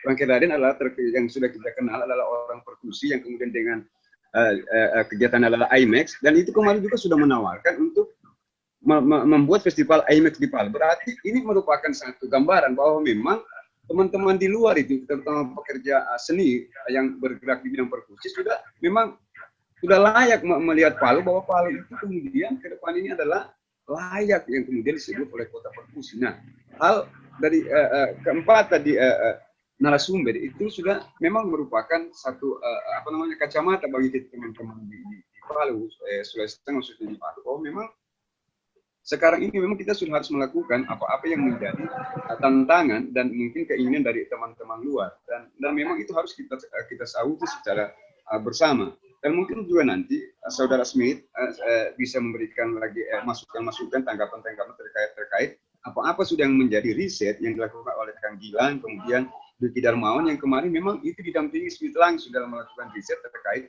masalah kemajuan perkusi di Palu, dan itu menjadi skripsi mereka dalam rangka untuk melakukan penelitian tentang perkembangan musik di seluruh Indonesia. Dan bahkan kemarin kalau saya tidak salah riset dari Diki Darmawan itu beliau bawa ke luar negeri, bukan hanya di Indonesia lagi, sudah dibawa ke mancanegara. Begitu juga Kang Gilang. Nah, saya rasa mungkin Smith lagi bisa memberikan tambahan-tambahan terkait kira-kira hal-hal apakah yang kemudian lagi yang akan menjadi tugas dari teman-teman Dewan Kesenian dan juga teman-teman pelaku komunitas lainnya dalam rangka untuk melakukan riset secara detail tentang apa-apa yang kemudian belum di riset oleh teman-teman lainnya yang ada di Palu, terutama yang selama ini sudah dilakukan oleh Smith. Dan saya sendiri juga secara pribadi dalam membuat musik tradisional sekarang ini kan otomatis saya melakukan riset, dan saya alhamdulillah juga sudah banyak melakukan riset terkait masalah tentang pertunjukan musik tradisional memang yang ada di Kota Palu. Nah, mungkin dari saya sekian dulu, mungkin saya butuh gambaran lagi kira-kira apa-apa kiat-kiat yang mungkin akan kita lakukan nanti terkait kita akan melakukan pertemuan secara keseluruhan dengan teman-teman Dewan Kesenian dan juga nanti teman-teman komunitas lainnya. Terima kasih Kak Iwan. Silakan Smith, masih ada kan Smith?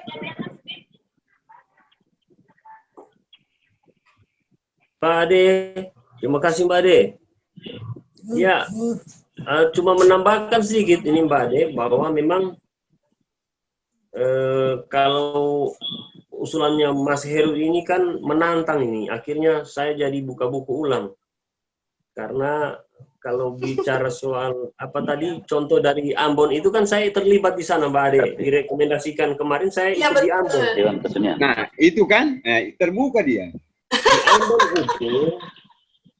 Di Ambon itu menurut saya juga gagasannya baru karena memang Ambon hebat membranding Ambon itu bagus. Karena saya terlibat di sana, di Ambon, komunitas yang mereka dorong itu Pak Iwan, misalnya ada petani kebun itu yang disuruh lagi menanam bambu, karena bambu untuk pembuatan instrumen itu hampir langka di Ambon. Nah, muncullah yang disebut Mas Eko tadi ekosistem, yang disebut ekosistem itu terjadi tidak hanya melibatkan Dewan Kesenian, tetapi petani ikut juga terlibat Pak Iwan. Nah, di situ. Nah, sekarang PR bagi DKP, pertama melakukan pendataan.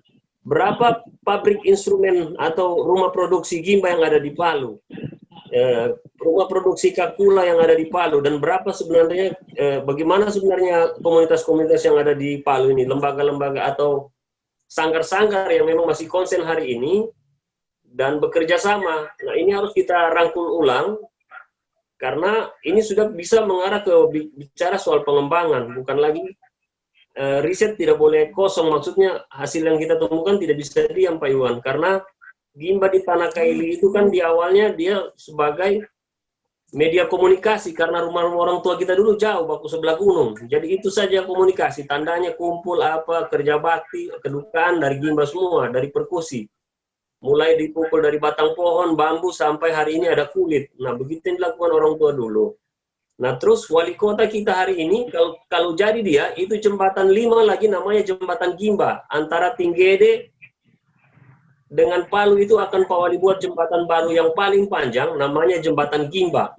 Jadi satu-satunya kota yang menamakan Brights atau jembatannya itu sebagai nama instrumen, Pak. Jadi instrumen, satu-satunya kota di dunia yang memberi nama jembatan hanya wali kota kita. Nah, ini harus diapresiasi juga oleh kawan-kawan. Karena kita ini kalau bicara Sulawesi Tengah kan luas sekali. Kalau diarahkan tadi oleh teman-teman bicara soal Palu saja, akhirnya jadi sempit kita. Sempitnya itu kita hanya ada di dalam wilayah lembah. Nah, untuk itu ada 5 komunitas atau 5 wilayah keadatan yang ada di tengah-tengah kita ini harus kita libatkan Pak Iwan. Kita libatkan duduk bersama dulu untuk membuat Indonesia ini lebih beda dibanding Indonesia yang pertama. Nah, untuk itu walaupun tidak jadi libung baso, kita libung kecil saja, pertemuan kecil, tetapi melibatkan perwakilan dari apalagi namanya, mulai dia dilibatkan dari awal Pak Iwan, tidak nanti di tengah dia harus hadir. Saya setuju sama Mas Heru tadi, kita dilibatkan dia dari awal, kasih dia kita ketemu dengan Kadis, kemudian juga karena ini bicara soal kesehatan. Nah, tentunya anggaran itu akan bertambah. Dinas Kesehatan pasti minta juga anggarannya. Mungkin apa menitipkan orang untuk menjaga. Nah, ini harus maksud saya duduk bersama. Oke, kalau kita mau capai yang namanya Palu menjadi Indonesia, internasional perkusi dari luar untuk menghargai kita, tentu ada schedule yang harus kita siapkan. Tidak bisa kita langsung tiba-tiba hari ini jadi. Kita harus buat schedule sama-sama. Kebetulan saya sempat dari Ambon ikut acara itu, jadi saya sempat lihat bagaimana konsep mereka membuat atau membranding. Demikian Mbak Ade, terima kasih. Ade.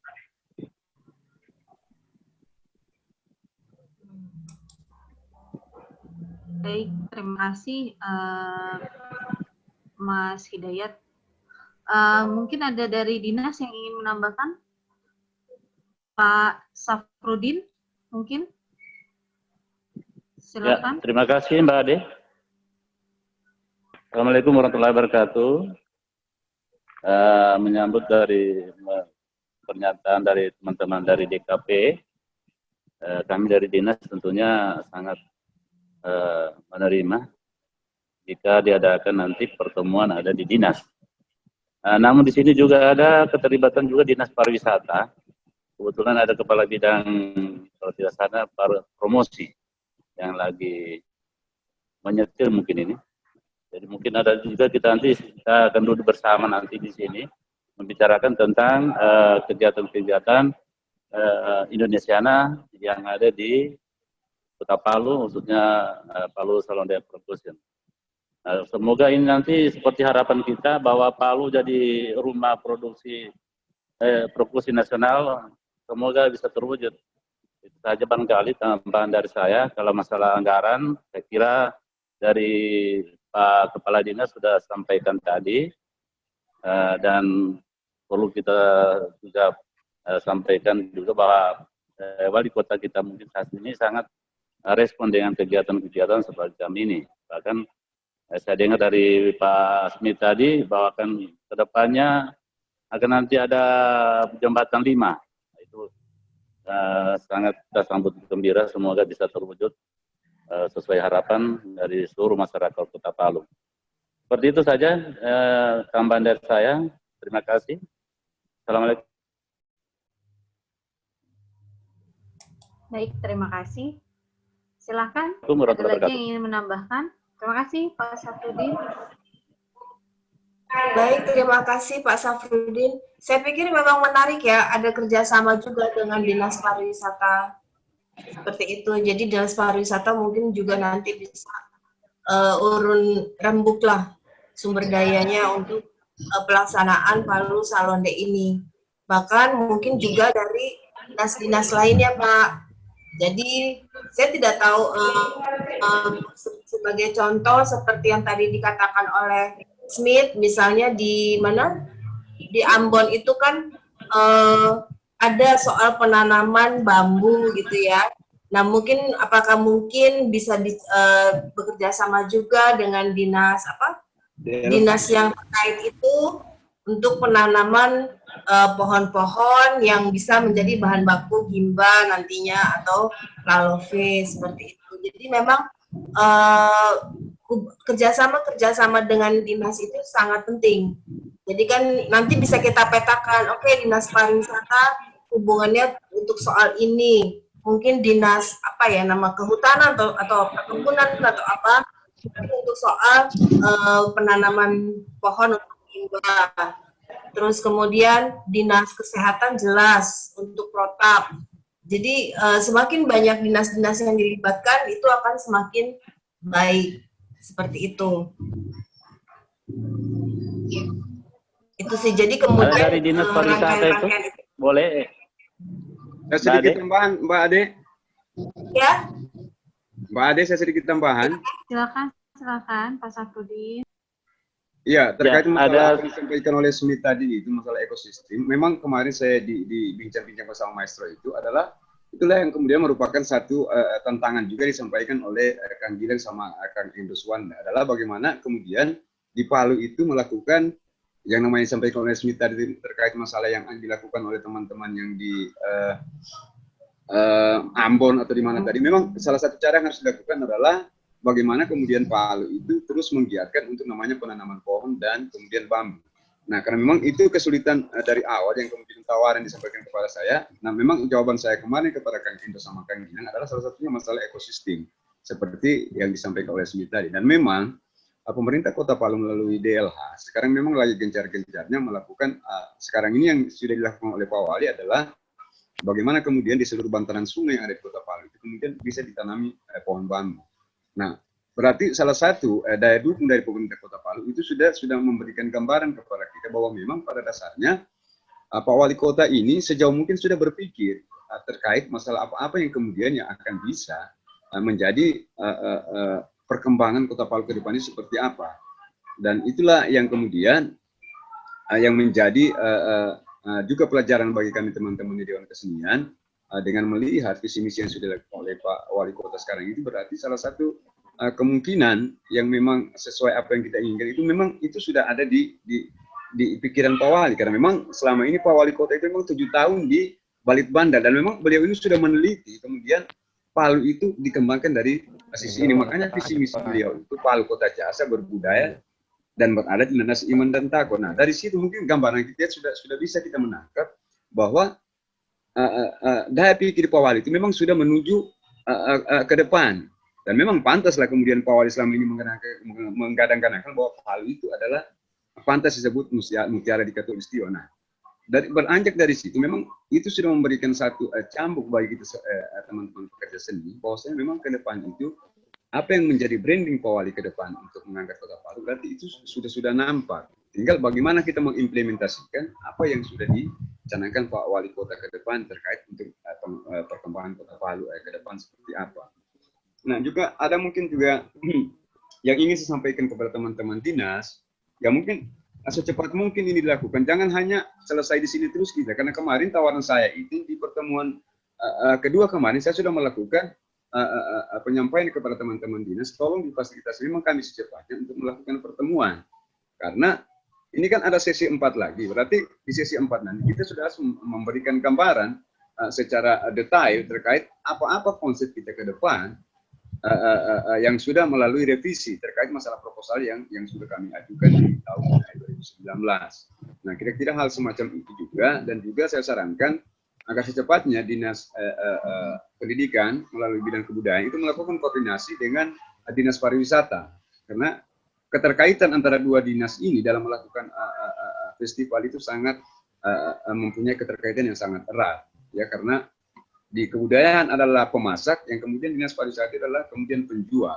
Nah, apalah gunanya ini barang kami sudah masak di Dinas Pendidikan dan Kebudayaan, ternyata tidak mendapat respon nanti dari Dinas Pariwisata selaku dinas yang kemudian mempromosikan apa-apa yang sudah menjadi keunggulan, ya, Kota Palu, baik dari IKM, UKM, atau mungkin dari budaya, apa semua yang kemudian sudah dilakukan oleh Dinas Pendidikan dan Kebudayaan. Nah, kira-kira itu Mbak Ade, ke depan memang ekosistem memang yang harus memang kita lakukan dari sekarang. Nah, karena saran dari teman-teman ternyata itu mempunyai kesamaan antara Smith yang selama ini melakukan riset, dan juga Kang Gilang kemudian Kang Endo, adalah harapan mereka adalah itu yang kemudian dilakukan oleh Palu, teman-teman di Palu ke depan, bagaimana melakukan ekosistem terkait masalah bahan baku dari seluruh alat musik yang memang yang ada di Kota Palu. Dan memang itu adalah hal yang paling penting kalau memang kita mau mewujudkan Palu itu sebagai kota perkusi. Nah, kira-kira begitu Mbak Ade. Baik, terima kasih Pak Iwan. Jadi mungkin untuk Pak Muhammad. Mbak Ade, ini sepertinya Ibu Dewi ingin menyampaikan juga. Halo, Pak Muhammad. Pak Muhammad mungkin bisa dicari posisi yang lebih enak Pak, karena ini sinyalnya agak kurang ini nih Pak, kurang mendukung Pak, karena di kami terputus-putus Pak. Mbak Ade bisa dengar? Iya, Pak Muhammad mungkin boleh cari posisi dulu ya Pak. Nanti gantian, silakan Ibu Dewi. Halo, Bu ya, Dewi. Terima kasih. Selamat pagi. Ya. Ya, pagi Bu. Silakan Bu. Ya, pagi. Terima kasih. Saya sangat setuju sekali dengan apa yang disampaikan dengan teman-teman dari DKP tadi, baik dari Bang Smith sendiri maupun sama Bang Iwan ya. Memang yang kita inginkan sebenarnya lanjutan koordinasi yang dibangun oleh Dinas Pendidikan dan Dinas Pariwisata sendiri, seperti apa yang menjadi uraian tugas kami di sini, kami adalah memasarkan dan mempromosikan apa saja yang sudah dibuat oleh Kota Palu sendiri. Nah, sesuai dengan apa yang diinginkan Pak Wali, tahun 2021 itu menjadikan Kota Palu sebagai kota destinasi. Dan sangat menarik sekali apabila ini disandingkan menjadi Kota Palu sebagai kota perkusi. Mengingat Kota Palu sendiri belum memiliki branding city. Nah, saya pikir kami dari Dinas Pariwisata cuma menginginkan dorongan. Apabila kami merencanakan sesuatu, otomatis selalu didukung dengan yang namanya penganggaran dana. Nah, hal ini yang tidak dimiliki dari Dinas Pariwisata itu sendiri adalah dorongan dana promosi. Nah, ini yang sudah coba kami sampaikan dengan tim seleksi anggaran atau tim TAPD, bahwa kekurangan dari Dinas Pariwisata itu sendiri adalah dari dana promosi. Karena sebenarnya telah banyak yang dibuat oleh Pak Wali Kota melalui teman-teman komunitas itu, tapi ini tidak sempat terpromosikan gitu. Nah, kemungkinan ini menjadi salah satu alasan kami nantinya pada saat asistensi anggaran ke depannya, bahwa banyak sekali hal-hal yang sudah dibuat oleh komunitas mewakili dari masyarakat Kota Palu sendiri, tetapi kita sebenarnya yang kurang mengapresiasi. Nah, salah satunya yang kami butuhkan adalah papan-papan promosi atau billboard, apa semua itu yang memang menjadi hak dinas, bukan lagi yang namanya sewa. Nah, apabila ada kerjasama yang kami bangun dengan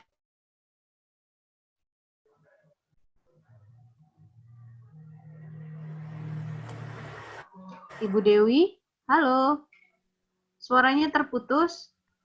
Mungkin videonya bisa dimatikan dulu. Saya berikan kesempatan ke Bu Dewi. Halo. Oh, kayaknya terputus ya. Baik, saya berikan kesempatan kepada Pak Muhammad dari Disdikbud. Silakan Pak Muhammad. Halo, Pak Muhammad. Iya, silakan Pak.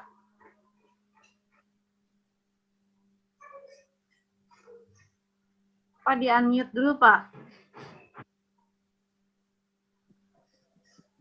Pak Muhammad, Kepala Seksi Kesenian Dikbud Kota Palu, silakan.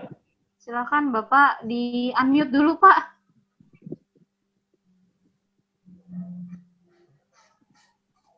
Ya, silakan Pak. Dilanjut Mbak saja Mbak. Oh, Pak Muhammad lagi cari signal. Oke, baik. Tidak tahu sembunyi di mana Pak. Baik.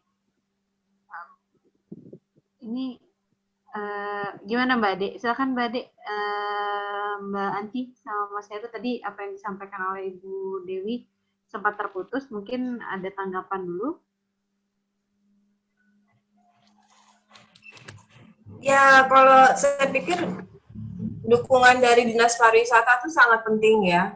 Jadi misalnya kolaborasinya kan dari Dinas Kebudayaan itu mungkin sudah bisa mendapatkan satu data ya, data tentang pembuat instrumen misalnya.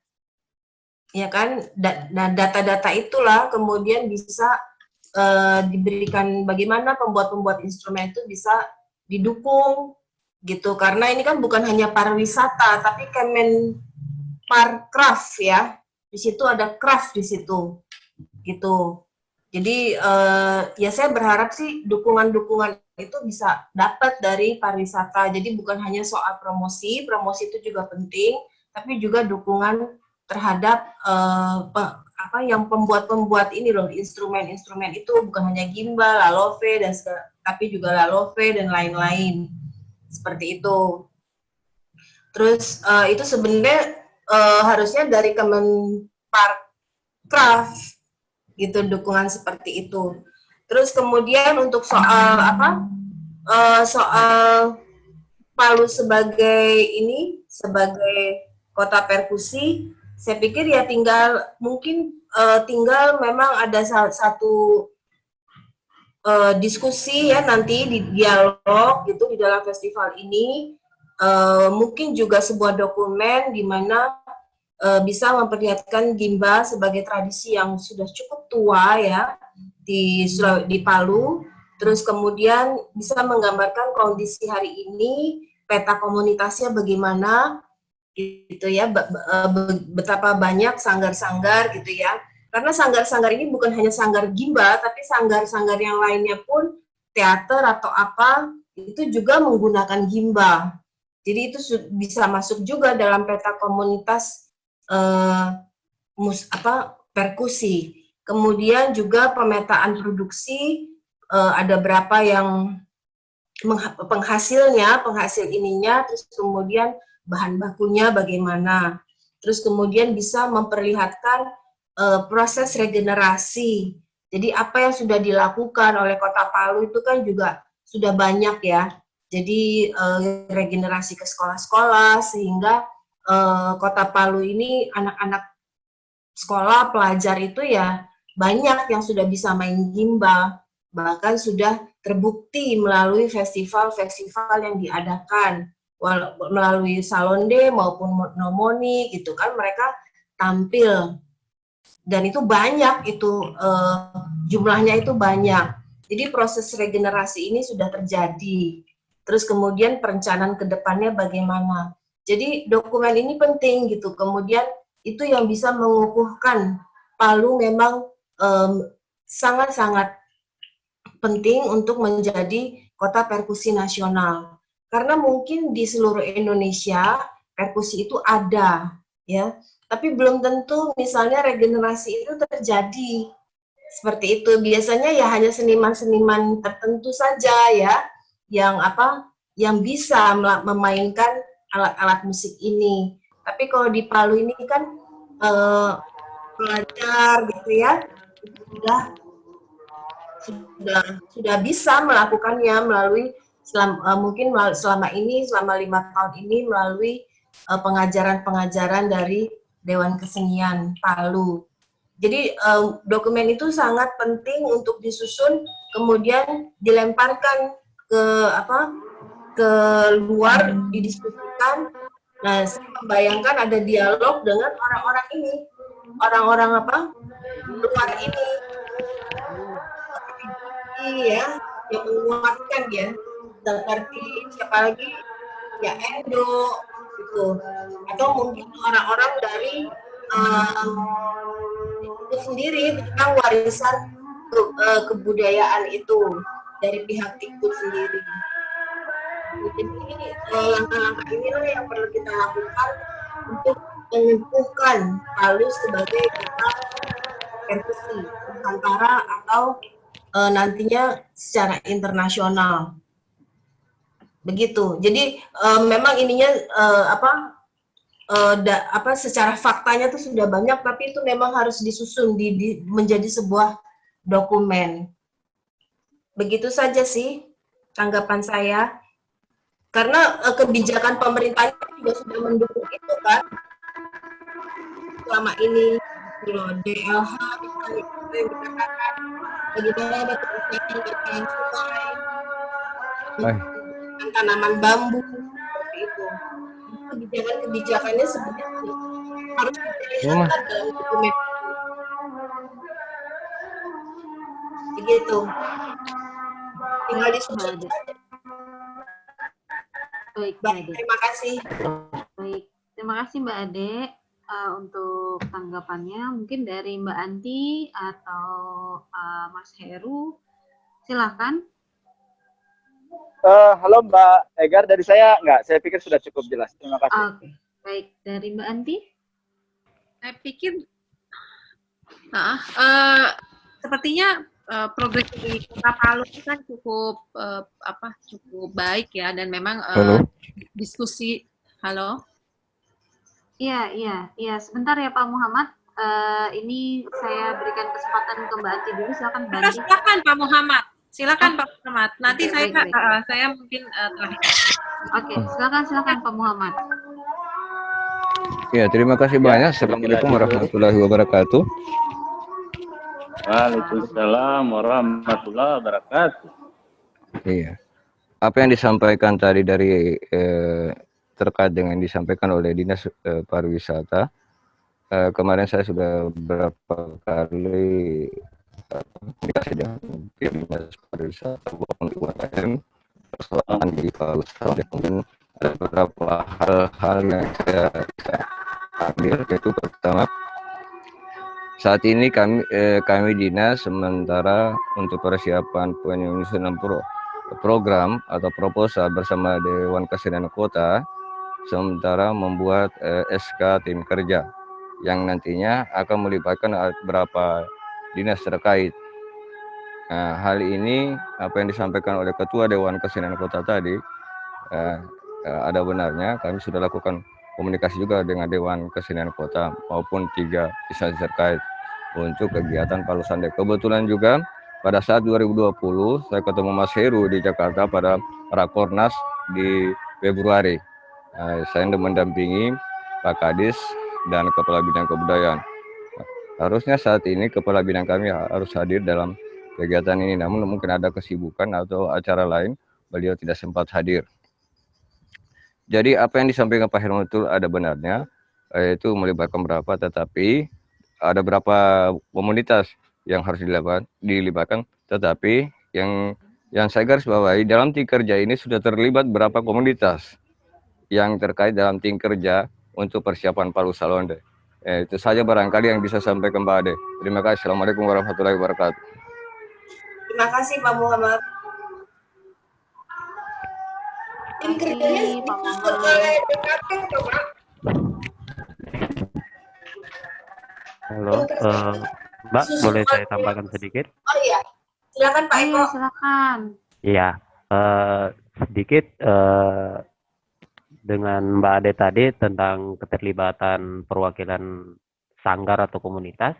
Ya, sebenarnya di dalam undangan ini ada beberapa sanggar dan komunitas yang sudah terundang sebenarnya. Akan saja saya bingung yang mengundang ini sebenarnya siapa? Apakah dari pihak dinas ataukah DKP?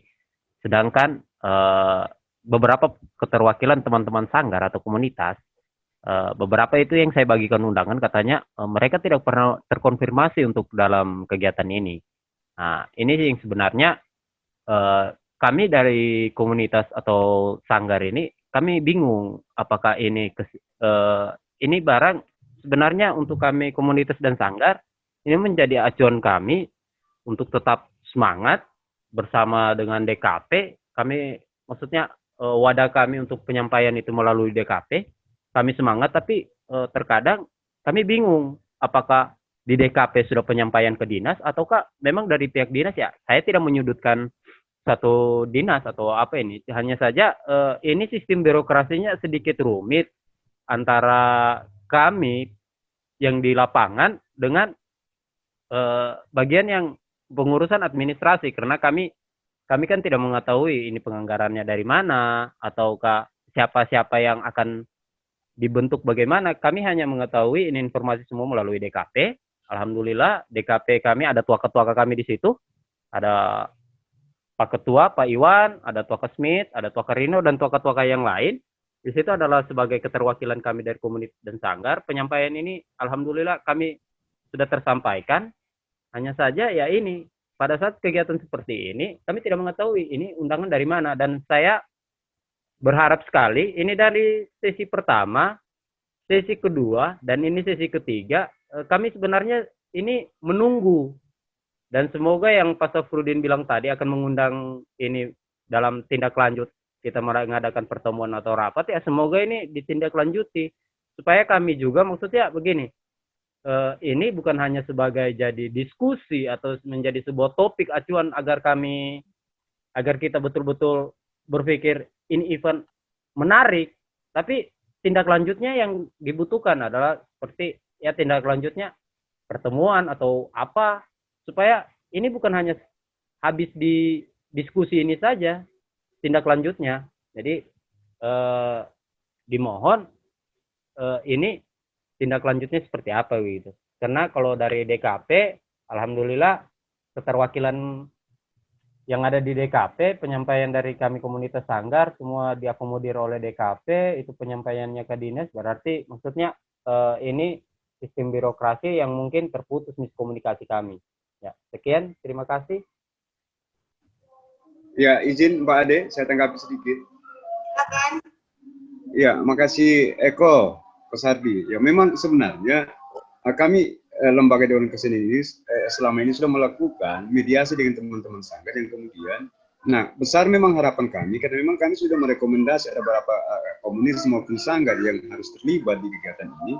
Nah, yang kemudian mungkin itu tadi yang terjadi, mungkin tidak adanya komunikasi yang jelas dari mungkin mohon maaf ya teman-teman kebudayaan yang tidak melakukan komunikasi secara intens dengan teman-teman sanggar dalam rangka pelaksanaan lokakarya yang sudah dilaksanakan hari ini sudah 3 sesi.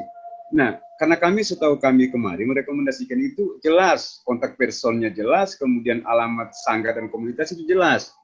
Nah, ini kami tidak tahu apakah kendala apa yang terjadi di teman-teman kebudayaan yang kemudian ini tidak sampai kepada teman-teman sanggar yang lain. Karena setahu saya keterlibatan sanggar-sanggar dalam pelaksanaan Indonesiana, maksudnya untuk lokakarya ini ada 85 komunitas itu yang terlibat, termasuk ada berapa kami dari Dewan Kesenian itu selaku tim pekerja. Nah, memang benar yang dikatakan oleh Mas Heru tadi bahwa yang terlibat di lokakarya sekarang ini ada berapa sih sanggar atau komunitas yang ikut. Nah, mungkin ke depan di sesi keempat nanti saran saya kepada teman-teman yang ada di Dinas Pendidikan Kebudayaan, terutama teman-teman di bidang kebudayaan, ya mohon maaf, kita ini bukan mau cari siapa yang salah, siapa yang benar. Tolong mungkin ke depan dilakukan komunikasi yang lebih bagus lah kepada teman-teman sanggar agar supaya jangan sampai muncul nanti ada hal-hal yang kemudian yang tidak kita inginkan ya dari teman-teman sanggar, karena memang bahwasanya kami dari Dewan Kesenian itu sudah mengakomodir apa yang menjadi keinginan teman-teman sanggar yang kemudian kami libatkan secara langsung dalam rangka penyusunan konsep kegiatan untuk Palu Perkusi ke depan. Dan itu sudah kami lakukan. Dan mungkinlah ini saran kepada teman-teman dinas, kalau memang itu tidak sampai ke teman-teman komunitas, tolong dihubungilah kami teman-teman Dewan Kesenian, siapa tahu kami bisa membantu untuk menghubungi teman-teman sanggar yang bersangkutan yang terlibat dalam acara lokakarya seperti ini. Nah, kira-kira itu Mbak Ade. Makasih Eko atas informasinya. Baik, terima kasih Mas Iwan. Ya mungkin memang saya ini ya, itu memang satu tata krama ya, tata krama. Jadi dalam kita tidak bisa hanya dari mulut ke mulut saja, tapi harus ada undangan yang jelas seperti itu. Itu yang saya juga dapatkan pengalaman saya ya di Palu atau di Sigi gitu ya. Komunitas tuh ya harus jelas. Komunitas tuh minta kejelasan. Dalam arti undangan itu menjadi suatu hal yang penting.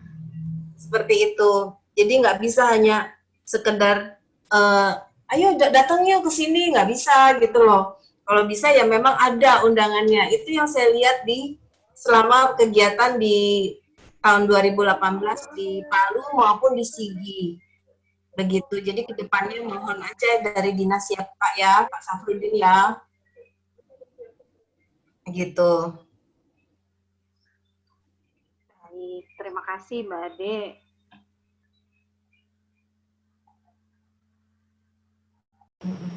Baik, terima kasih Mbak Ade.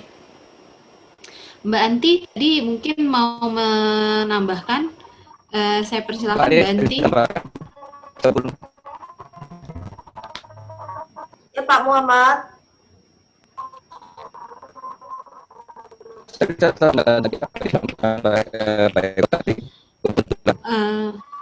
Pak Muhammad, mohon maaf, sinyalnya kayaknya kurang baik ya Pak. Jadi suara Bapak itu tidak tertangkap dengan jelas dan terputus-putus Pak. Ya, teknisnya mungkin bisa Pak Muhammad bisa jawab terkait dengan tugas Dinas Pendidikan dan Kebudayaan, dalam hal ini bidang kebudayaan, karena beliau yang menangani langsung tentang kegiatan ini. Silakan, mungkin bisa dikasih kesempatan beliau untuk menjelaskan barangkali.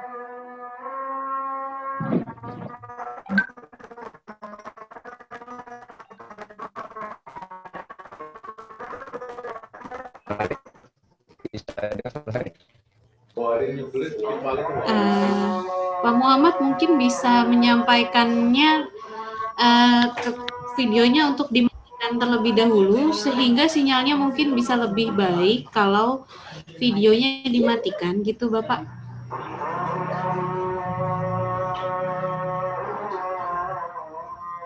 Ya, sedikit Assalamualaikum. informasi untuk Ya, narasumber, waalaikumsalam. sedikit informasi sebelum Pak Muhammad.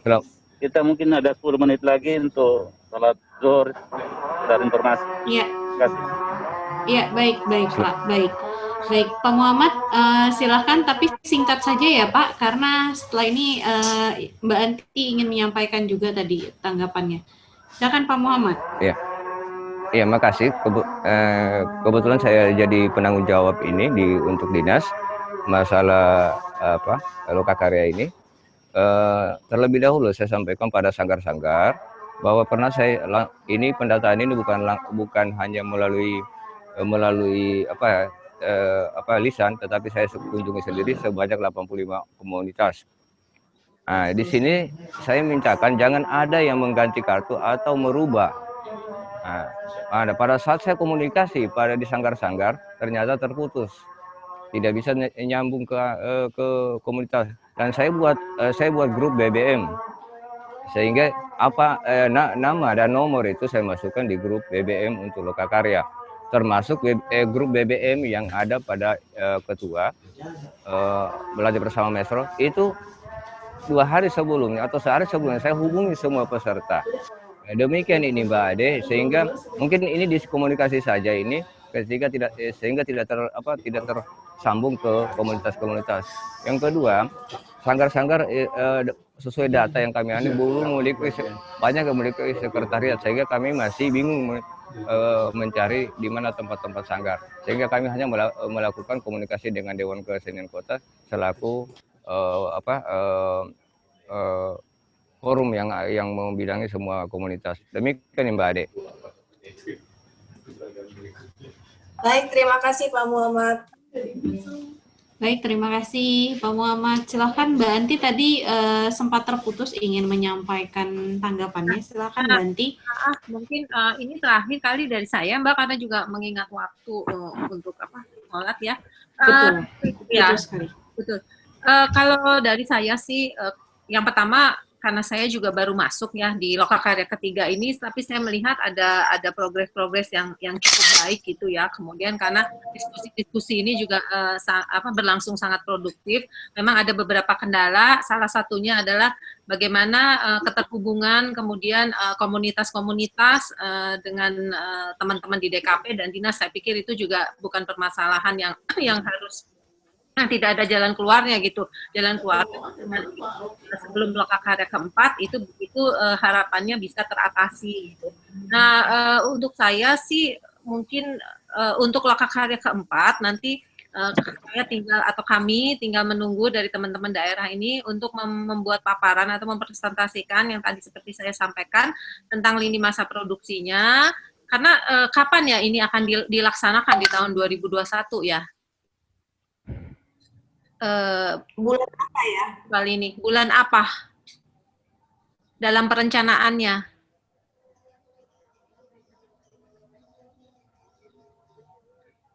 Bulan Juni kah? Juli? Nah, kalau tahun lalu itu di bulan Juli pelaksanaan kalau tahun lalu. Ya, kemungkinan mungkin ini tahun ini mungkin juga rencananya tetap di bulan Juli Mbak Ade. Oke. Jadi kira-kira seperti itu. Jadi nanti lini masa ini akan menjadi guide kita kalau memang akan dilaksanakan di bulan Juli itu nanti di lokakarya keempat kita bisa mendapatkan paparan itu dari kawan-kawan semua, termasuk kira-kira rancangan program-programnya apa saja yang kawan-kawan ingin laksanakan. Mungkin tidak harus detail, tapi kerangka besarnya kita sudah ada gitu. Mana yang mau dilaksanakan daring, mana yang mau dilaksanakan kombinasi antar keduanya, atau bahkan mungkin luring bisa juga, tapi dengan protokol kesehatan tersebut gitu. Saya pikir ini Kota Palu cukup cukup mantap gitu ya buat saya ya, karena dari 16 daerah gitu progresnya berjalan cukup baik gitu. Terima kasih Mbak. Sama-sama, cukup semangat ya teman-teman. Terima kasih. Sama-sama. Begitu aja Mbak Egar dari Pokja, saya kembalikan. Terima kasih. Baik, terima kasih. Iya, terima kasih banyak Bapak Ibu narasumber yang sudah memberikan masukan dalam diskusi ini, dan juga terima kasih banyak untuk Bapak Ibu yang dari Kota Palu, baik itu dari dinas maupun dari teman-teman komunitas. Ini mengingat waktu sudah tinggal 5 menit lagi di sini waktu diskusi kita. Saya rasa jika sudah tidak ada yang ditambahkan dari Bapak Ibu sekalian, mari kita cukupkan diskusi kita pada siang hari ini. Saya tambahkan sedikit dulu, Bu. Oh ya, ya Pak Iwan. Baik, silakan Pak Iwan. Ya. Mungkin saran kepada Pak Muhammad selaku penanggung jawab, mungkin besok itu sudah ada penyampaian ke teman-teman sanggar yang terlibat dalam lokakarya ini. Ya mungkin kemarin itu sangat betul sampai kalau Mbak Ade, saya kira kemarin itu teman-teman dilayangkan undangan dan situ sudah tercantum tanggal pelaksanaan lokakarya ini kepada teman-teman sanggar yang memang terlibat di dalam kegiatan lokakarya. Nah, agar supaya mereka sudah mengetahui bahwa ternyata tanggal sekian ada lokakarya, tanggal sekian ada lokakarya. Nah, kiranya ini menjadi pelajaran bagi kita semua karena memang itu betul disampaikan Mbak Ade terkait masalah pelaksanaan di 2018. Memang itu yang menjadi kendala bagi teman-teman sanggar. Tidak adanya undangan yang memang sifatnya lebih mengikat dan secara penghargaan juga kepada teman-teman sanggar adalah merupakan hal yang harus memang kita lakukan terhadap teman-teman sanggar dalam rangka melakukan komunikasi yang lebih bagus. Jadi mungkin Pak Muhammad izin, mungkin setelah ini mungkin besok sudah dilakukan penyampaian secara menyeluruh kepada teman-teman sanggar yang memang terlibat di acara lokakarya ini. Ya, terima kasih.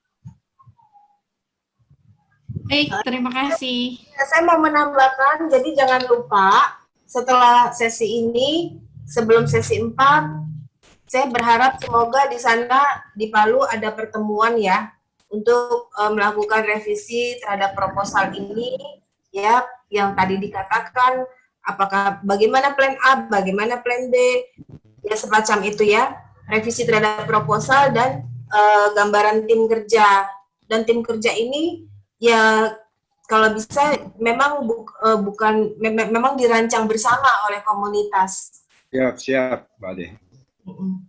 Ya, makasih, Mbak. Makasih, Pak Iwan. Siap, Pak Mas. Pak Herman, narasumber semuanya. Tabe. Iya, baik. Terima kasih, Bapak Ibu. Terima kasih. Ya, baik Bapak Ibu, terima kasih atas kehadirannya dalam diskusi ketiga untuk lokakarya peningkatan kapasitas Indonesiana di Kota Palu. Saya mengucapkan mohon maaf apabila ada kata-kata yang kurang berkenan dari saya dan tentunya dari teman-teman yang bertugas pada hari ini di Jakarta, dari teman-teman Pokja mengucapkan terima kasih atas partisipasi Bapak Ibu sekalian. Kami tentunya mengingatkan kembali sebelum Bapak Ibu live dari Zoom meeting untuk bisa mengisi kembali daftar hadirnya bagi yang belum mengisi. Seperti itu Bapak Ibu. Untuk linknya sudah ada di chat Zoom meeting. Kami persilahkan untuk bisa mengisinya ya Bapak Ibu. Baik, sekali lagi saya mengucapkan terima kasih atas partisipasinya pada hari ini kepada Bapak Ibu semua, baik narasumber maupun peserta. Salam sehat selalu. Wassalamualaikum warahmatullahi wabarakatuh. Selamat siang. Sampai berjumpa kembali. Waalaikumsalam.